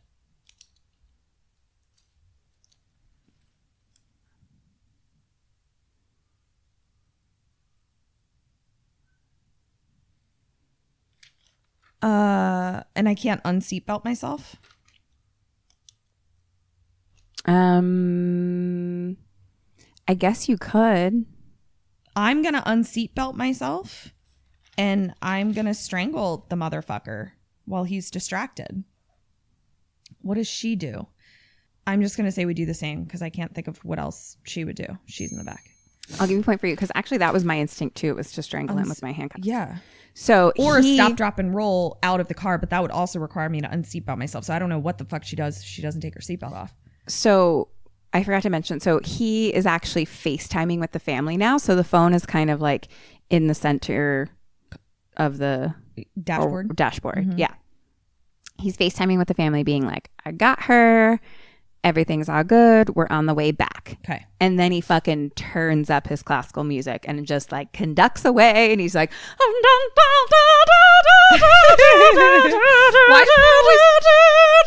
Why is that always the song?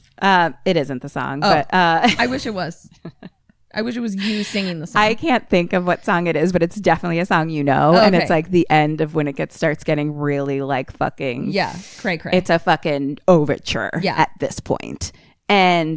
But he turns it up so loud that she starts to wake up in the back and the FaceTime is still on. So the family is sitting at the table watching and they're like, Butler, look behind you. Look behind you. But he can't hear. They're Right. like, turn the fucking music down. Yeah. So she kicks him in the head.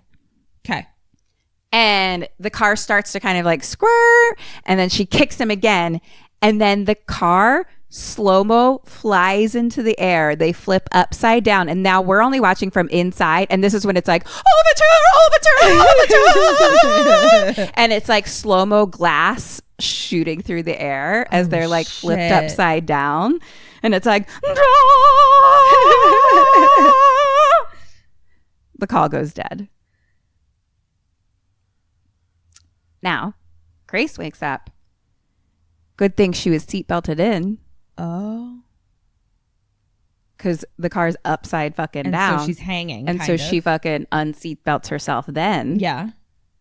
Oh, I go back now to being like, because I was like strangled too, but then we would have gotten a car accident and you're all unseatbelted. That still would have what I would have done. Yeah. Would we have? But would we have gotten into the exact same car accident? No, we don't know. No. Yeah.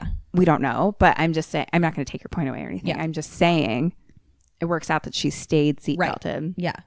So she crawls out. She's handcuffed out in the woods now. Daniel comes out Okay. with a gun. And he's like, Daniel. deja vu. Also, do we have to do this, Daniel? And he's like, I fucking came out here to like escape this shit. Yeah. And Grace is like, you don't want to kill me. And Daniel's like, no, I like you, but I'm weak. Oh. And he holds up the gun. Yeah. And Grace is like, you're a good guy. Like, Alex loves you and you love him. And he's never going to forgive you if you do this. Yeah. And he's like, yeah, but I can't. Like, and he's clearly like drunk. You know what I mean? Like, he's like, I can't lose this. I don't know how to live without this money, basically. yeah. And he's like, look, I can't let my entire family die Yeah. for you. Yeah. It's basically what it comes down to. Yeah. Pretty much. And she's like, that's it. This is insane. Like, no one is going to die. Yeah. And he's like, I mean, I'm not who you think I am because Alex got out. I stayed in the family. Okay. And he hits her in the face with the gun. Oh, come on, Adam Brody. And then he just kind of yells out. He's like, you can come out now. And the dad comes out from behind a tree and is like, how'd you know I was here? And Daniel's like, I'm drunk, not blind. And so dad is like, we have less than an hour. We need to, before the sun rises, we need to fucking get this ritual on, bitch. Yeah. We need to get our religioalistic. So Alex is still handcuffed to the foot of the bed, and Mom McDowell comes in and kind of sits and has a little talk with him. She has one of her beautiful cigarettes from her beautiful gold cigarette case. And he's like, where's Grace? And she says she's indisposed. So they kind of have a little bit of family talk and how like Mom actually really likes her, but we have to protect the family. And Alex is like, if she dies, I kill you. And Mom's like, I mean, I guess I'm dead either way then. Yeah. And he's like, no, like it's a fucking crock of shit. You know, it's a crock of shit. And she's like, if you believed that, you wouldn't have had her drawn a card at all. Right. Because basically the deal was like they could have just not played the game, but that would have made the bride and groom die. Right. So she's like, if you actually believed it was a crock of shit, yeah, you wouldn't have played the game. Totally. And they kind of talk about why he left for 2 years or whatever. And he's like, I don't know. I mean, at one point I was just like thinking during one of those moments of like chanting and slitting the throat of a goat that this wasn't completely normal. Yeah. He's Rich like, people are fucking weird, dude. yeah. And then he's like, but the weirdest part is that it felt normal. Yeah. And he's like, you'll do anything if family says it's okay. Yeah. Hashtag therapy. Hashtag therapy. Work through your family shit. And he's like, I met Grace and she's the opposite. Like, she's good. And she's made me feel like I could be good too. So I choose her. And Mom McDowell is like, I don't believe you. And I don't think that you believe that a girl that you've known for a year and a half knows you better than I do. Uh-oh. And he's just like sitting there with like a single tear like rolls down his face.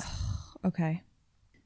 Cut back to, or no, I guess this is still present. So cut to Mom now in like a religionistic robe telling the two little boys about Mr. LaBelle. Kind of like, our family has a friend, you know, and like we kind of only hear the beginning of it where she's like kind of talking to them about like what's going on a little.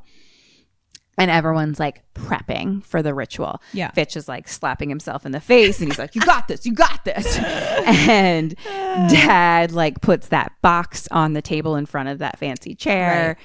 Daniel is just sitting somewhere like sitting and staring.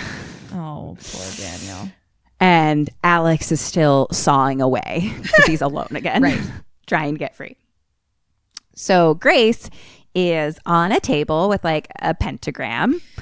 These fucking rich people putting poor people on pentagrams. Come on. So she's like tied down with like her arms and legs splayed, and her mouth is covered. So Dad is standing at her head, and everyone, it's a circle table, so everyone's standing around it. And he's standing at the head of it talking in like Latin or some shit, and he's like kind of saying some spells and da da da da, and everyone passes around this like glass of wine and takes a sip of it. And Grace is like struggling, and the family kind of starts chanting, and Dad picks up a dagger and lifts it above her. It's like starts storming outside, like it's like crackle, crackle. He lifts the dagger and he's like, "Hail, sit!" And he stops and like throws up some blood. Yay! Question number 14. What happened? Alex got free and shot him, or Emily misfired again. Good guess. I think Alex got free and shot him. No. What? Brody! Adam Brody! Because then everyone starts throwing up blood except Daniel Brody. He poisoned the wine. Poison. Oh, shit. And so Daniel unties Grace and they run out. At that moment, Alex breaks free and like gets out of the handcuffs. And they're running. Good timing, Alex. And so Grace. Way to do nothing till the very last fucking minute. Alex! Justin? So Grace and Daniel are like running down the hallway, and she's like, "Did you kill them?" And he's like, "No, I mean, they'll shit their brains out for a week, but they'll be fine." He's like, "I Googled it." I Googled it. So they kind of like hide under a stairwell, and she's like, "I knew you would help me." And he says, "I didn't." And he's like, "I mean, I knew someone had to burn it all down. I just never thought it would be me." So at that moment, they kind of like, I think, walk out. They're like back in the hallway, and Charity comes out and sees them, his wife. Yeah. And she has a shotgun. And Daniel blocks Grace. He stands in front of Grace. Daniel Adam Brody. And so Dab. And so Charity holds up the gun and is like, "Get the fuck out of the way." And they have a little bit of a stare down. And she says to Dab, she's like, "You don't care if I die?" And they have a stare down. And she shoots him. And in that moment, I mean, he's on the ground. I think That was not very charitable, Charity. Yeah, Charity. And so, but I think she's like a little shocked that she even did it. So, but Grace like immediately takes action and like charges her and grabs the gun. So then they're kind of fighting over the gun. And I think I got a little lost at this moment. Lots happening. And so I think Charity gets shot then too. And so Grace then runs back to Daniel, who's like still alive, but dying Not on the ground a little good. bit. Yeah, like blood's coming out his mouth and shit. She runs into another room, and Dad is in there.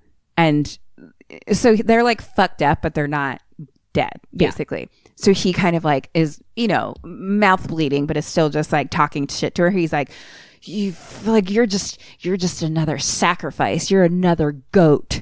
Oy. And so there's a lantern sitting, but like a newfangled lantern, not old timey. Sure. Okay. It's a modern lantern. Okay. Is like sitting on a table, and she grabs it and hits him in the fucking face and knocks him out, and she just throws the lantern and runs. Shit. So fire starts in that room. And now Alex comes running downstairs, and right at the bottom steps is Daniel, who's like dying. Grace runs into another room, and Mom McDowell shoots a fucking arrow at her with a bow and arrow, not a fucking crossbow. Yeah. And she misses and like hits the painting behind her, and she's like, "In my defense, it's been a while." Back to Alex, who's just like leaning over at Daniel now, and he's just like, don't go, I need you, you. And then Dab dies. Oh, poor Dab. And it's really sad because it's clear that they actually really love each other, and they're like good brothers. Back to Mom.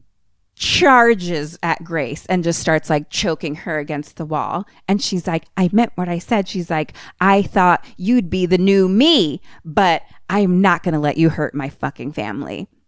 And she starts now like knocks her on the ground, and she's like above her, choking her on the ground. And they happen to be in that room where the big chair is. where Mr. LaBelle's chair is, basically. And so she's right next to that table. And so Grace starts pulling on the runner of the table. The tablecloth runner. Yeah. I was going to ask this a question, but it was like too hard to like Too tell specific, what was happening. You know, I would have literally had to give it to you. So she starts pulling the fucking runner and pulling it down. And the box happens to be on the other end of it because they had put it right in front of Mr. LaBelle's chair. And so the box hits the floor. And so she grabs the box and she hits Mom McDowell in the face. And Mom McDowell says to her, "You don't deserve a family." Whoa, rude. And fucking Grace hits her again and again and again. And she's like, "Fuck your family. Fuck you. Fuck your fucking family." And is like hitting and hitting and hitting her fucking face. And then we hear Grace. Alex is in the room. Just watched her murder his mom. She stands up and he kind of like goes to her a little bit and she pulls away. And she's like, "I'm sorry." And Alex is like, "I'm sorry too." And they kind of somebody starts crying and he's like, "Daniel's dead." And Alex like looks at her and is just like, "You won't be with me after this, will you?" Oh.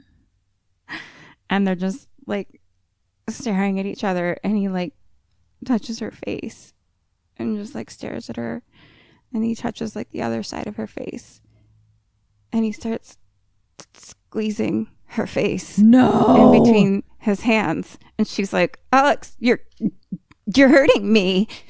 And he's squeezing her head and then he yells, "She's in here." No. And then he grabs her and is like holding her and she's screaming, but he's like putting his hand over her mouth and the whole family comes in and they all are like at the same time of like, he has her and that's a thing, but also Mom is dead on the ground with her fucking head mangled.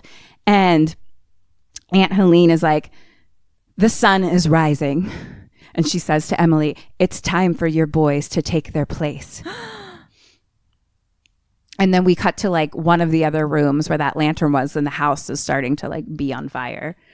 So now they're back on the table, but everyone's just holding her down. Right. And someone is like holding her mouth shut. So Alex is now at the head of the table. So it's Alex, Dad, Aunt Helene, Emily and Fitch, Charity, and the two little boys are in there too. But I don't know that they're at like the table, but they're like watching. And one of them, like Georgie, I would say, is like into it. Sure. And loves it. Yeah. And is excited about all things happening. So they're all holding her down. They're all chanting and shit. Alex is at the head of the table now and he has a dagger. And they're all like, "Hail Satan, hail Satan, hail Satan." And Alex now like lifts the dagger and he says, like they're all doing this and he's doing nothing. He's just standing there. And at that moment he lifts the dagger and says, "Hail Satan." And then Grace bites the hand that's covering her mouth. And so he like at the same moment kind of, she like moves her head exactly at the moment that he slams the dagger down. Right. And so she like gets free and like somehow gets the dagger then herself. Yeah. So she now like backs up into the corner of the room. She has a fucking dagger. She's like one-handed. Yeah. She's, I mean, I don't know, been through a fucking car accident, all these things. Like she's disheveled, like half covered in blood. Like, and she literally is like a wounded fucking animal. Like she's literally like, and I loved everything she's fucking amazing. Did so much. And she's just like, and then Aunt Helene opens the curtain. Sunlight. They missed it. Everyone fucking freezes and they're like, "Oh my God."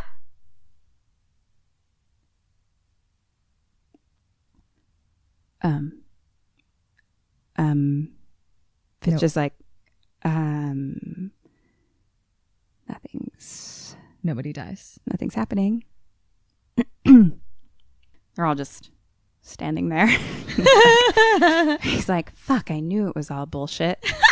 And they're all just kind of looking around, like embarrassed almost, because they're like, and Alex is like, Grace? And she just is like, like grunts at him, like from the fucking corner, just like fucking holding a dagger with her like one whole hand. And then Aunt Helene is just like, we might not have done it, but I will not fail you. And she grabs the axe, and then she picks up the axe and run towards Grace, and then she explodes. Yay! All over everyone. Yay! And then the record starts playing from the other room, and it's like in the fire room, so it's like kind of melty and like, it's like run, run, run. And Fitch is just like, oh fuck, I think you were right. He explodes. And then Charity explodes. And then Emily and her two kids like run into another room, but we just see like an explosion. Kind of like, we don't see them explode because they're kids. Yes, exactly. And then Grace just kind of like starts laughing. Like she's just like, and like literally like blood and guts are just all over their faces, all of them. Like they're just like, and so now Dad is like, no, I did everything right. And then he explodes. And Grace is just like fucking laughing. She's like delirious. And even is like, she's just like,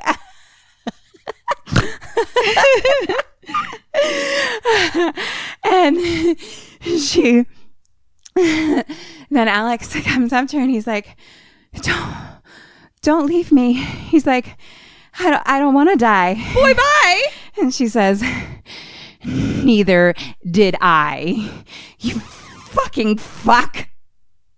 And he's like, I'm scared. And like kind of like goes to her and she's like, don't fucking touch me.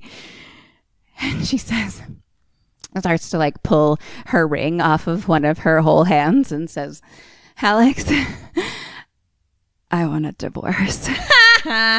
And she throws the ring at him and he explodes. Yay! And blood and guts just like hit her face and all over her. And then the fireplace kind of like explodes with some flames and there's like a ghost guy kind of in it that gives her like a thumbs up or some shit. I can't really remember.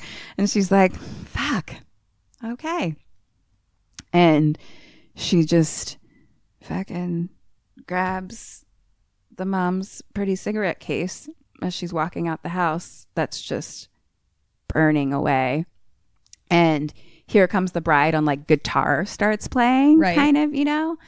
And she just slowly walks out of the house and she steps out into like the outdoor patio, which is like kind of where they got married. And her dress is completely burgundy now. It's like a one-armed T-length burgundy dress. And she just like sits down on the steps and lights a fucking cigarette. And we hear sirens and things coming. And the house is just like on fire behind her and like exploding in different ways. And then we see kind of like people walking behind her a little bit and like a voiceover of just someone like next to her that it's like close up on her, you know, someone just being like, ma'am, are you okay? And she just like sits and smokes and stares straight ahead. And they're like, Jesus Christ, what happened to you? She says, in-laws.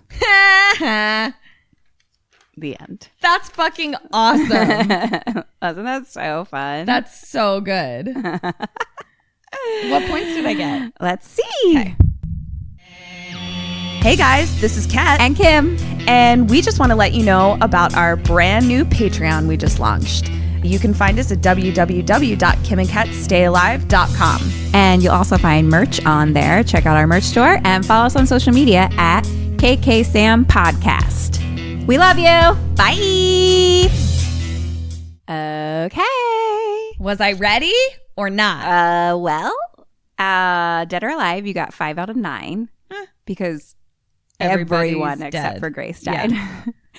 And for questions, you got 15 out of 27 for a total of 20 out of 36. I was sort of ready. That's so fucking You good. weren't whole ready. You were half ready. Right. You were like whole ready, but not whole ready. Yeah, I hear you. That was fucking It was great. so much fucking fun, and she's so fucking good. Like the end of it all, and just like the animal noises and grunting and laughter and like just everything that she did. There were moments where I was like, maybe not scream so loud right now at different parts, because there were moments where she's just like fucking screaming, but like she was in so much pain, you know? Yeah. Like I was like, that's not gonna keep you alive. But it was still like so real and so good, and like I don't know, she's so fucking great. I kind of want to watch The Babysitter now. You need to, and I want to watch this one and just like follow her life. Yeah, I'm excited for her. You see why I have a crush on her. Yeah, she's amazing, really fucking good. So cool. That was Francie. that. Well, it's exciting to do my first current movie in a theater. It's definitely stressful. Yeah. Where you're just like my hand was cramped at the end of it. It's intense. Yeah. It's super intense. So thank you guys so much for listening. Yeah, this has been Kim and Kat Stay Alive. Maybe. But follow us, please, on social media at kksampodcast. And go and look at our Patreon for all the shit that we do outside of this Threadless podcast. on merch. The links are in our bios. And you can also please subscribe, rate, and review. That does help us very much. We love you so much. So much. So until next week. Stay alive. Stay alive.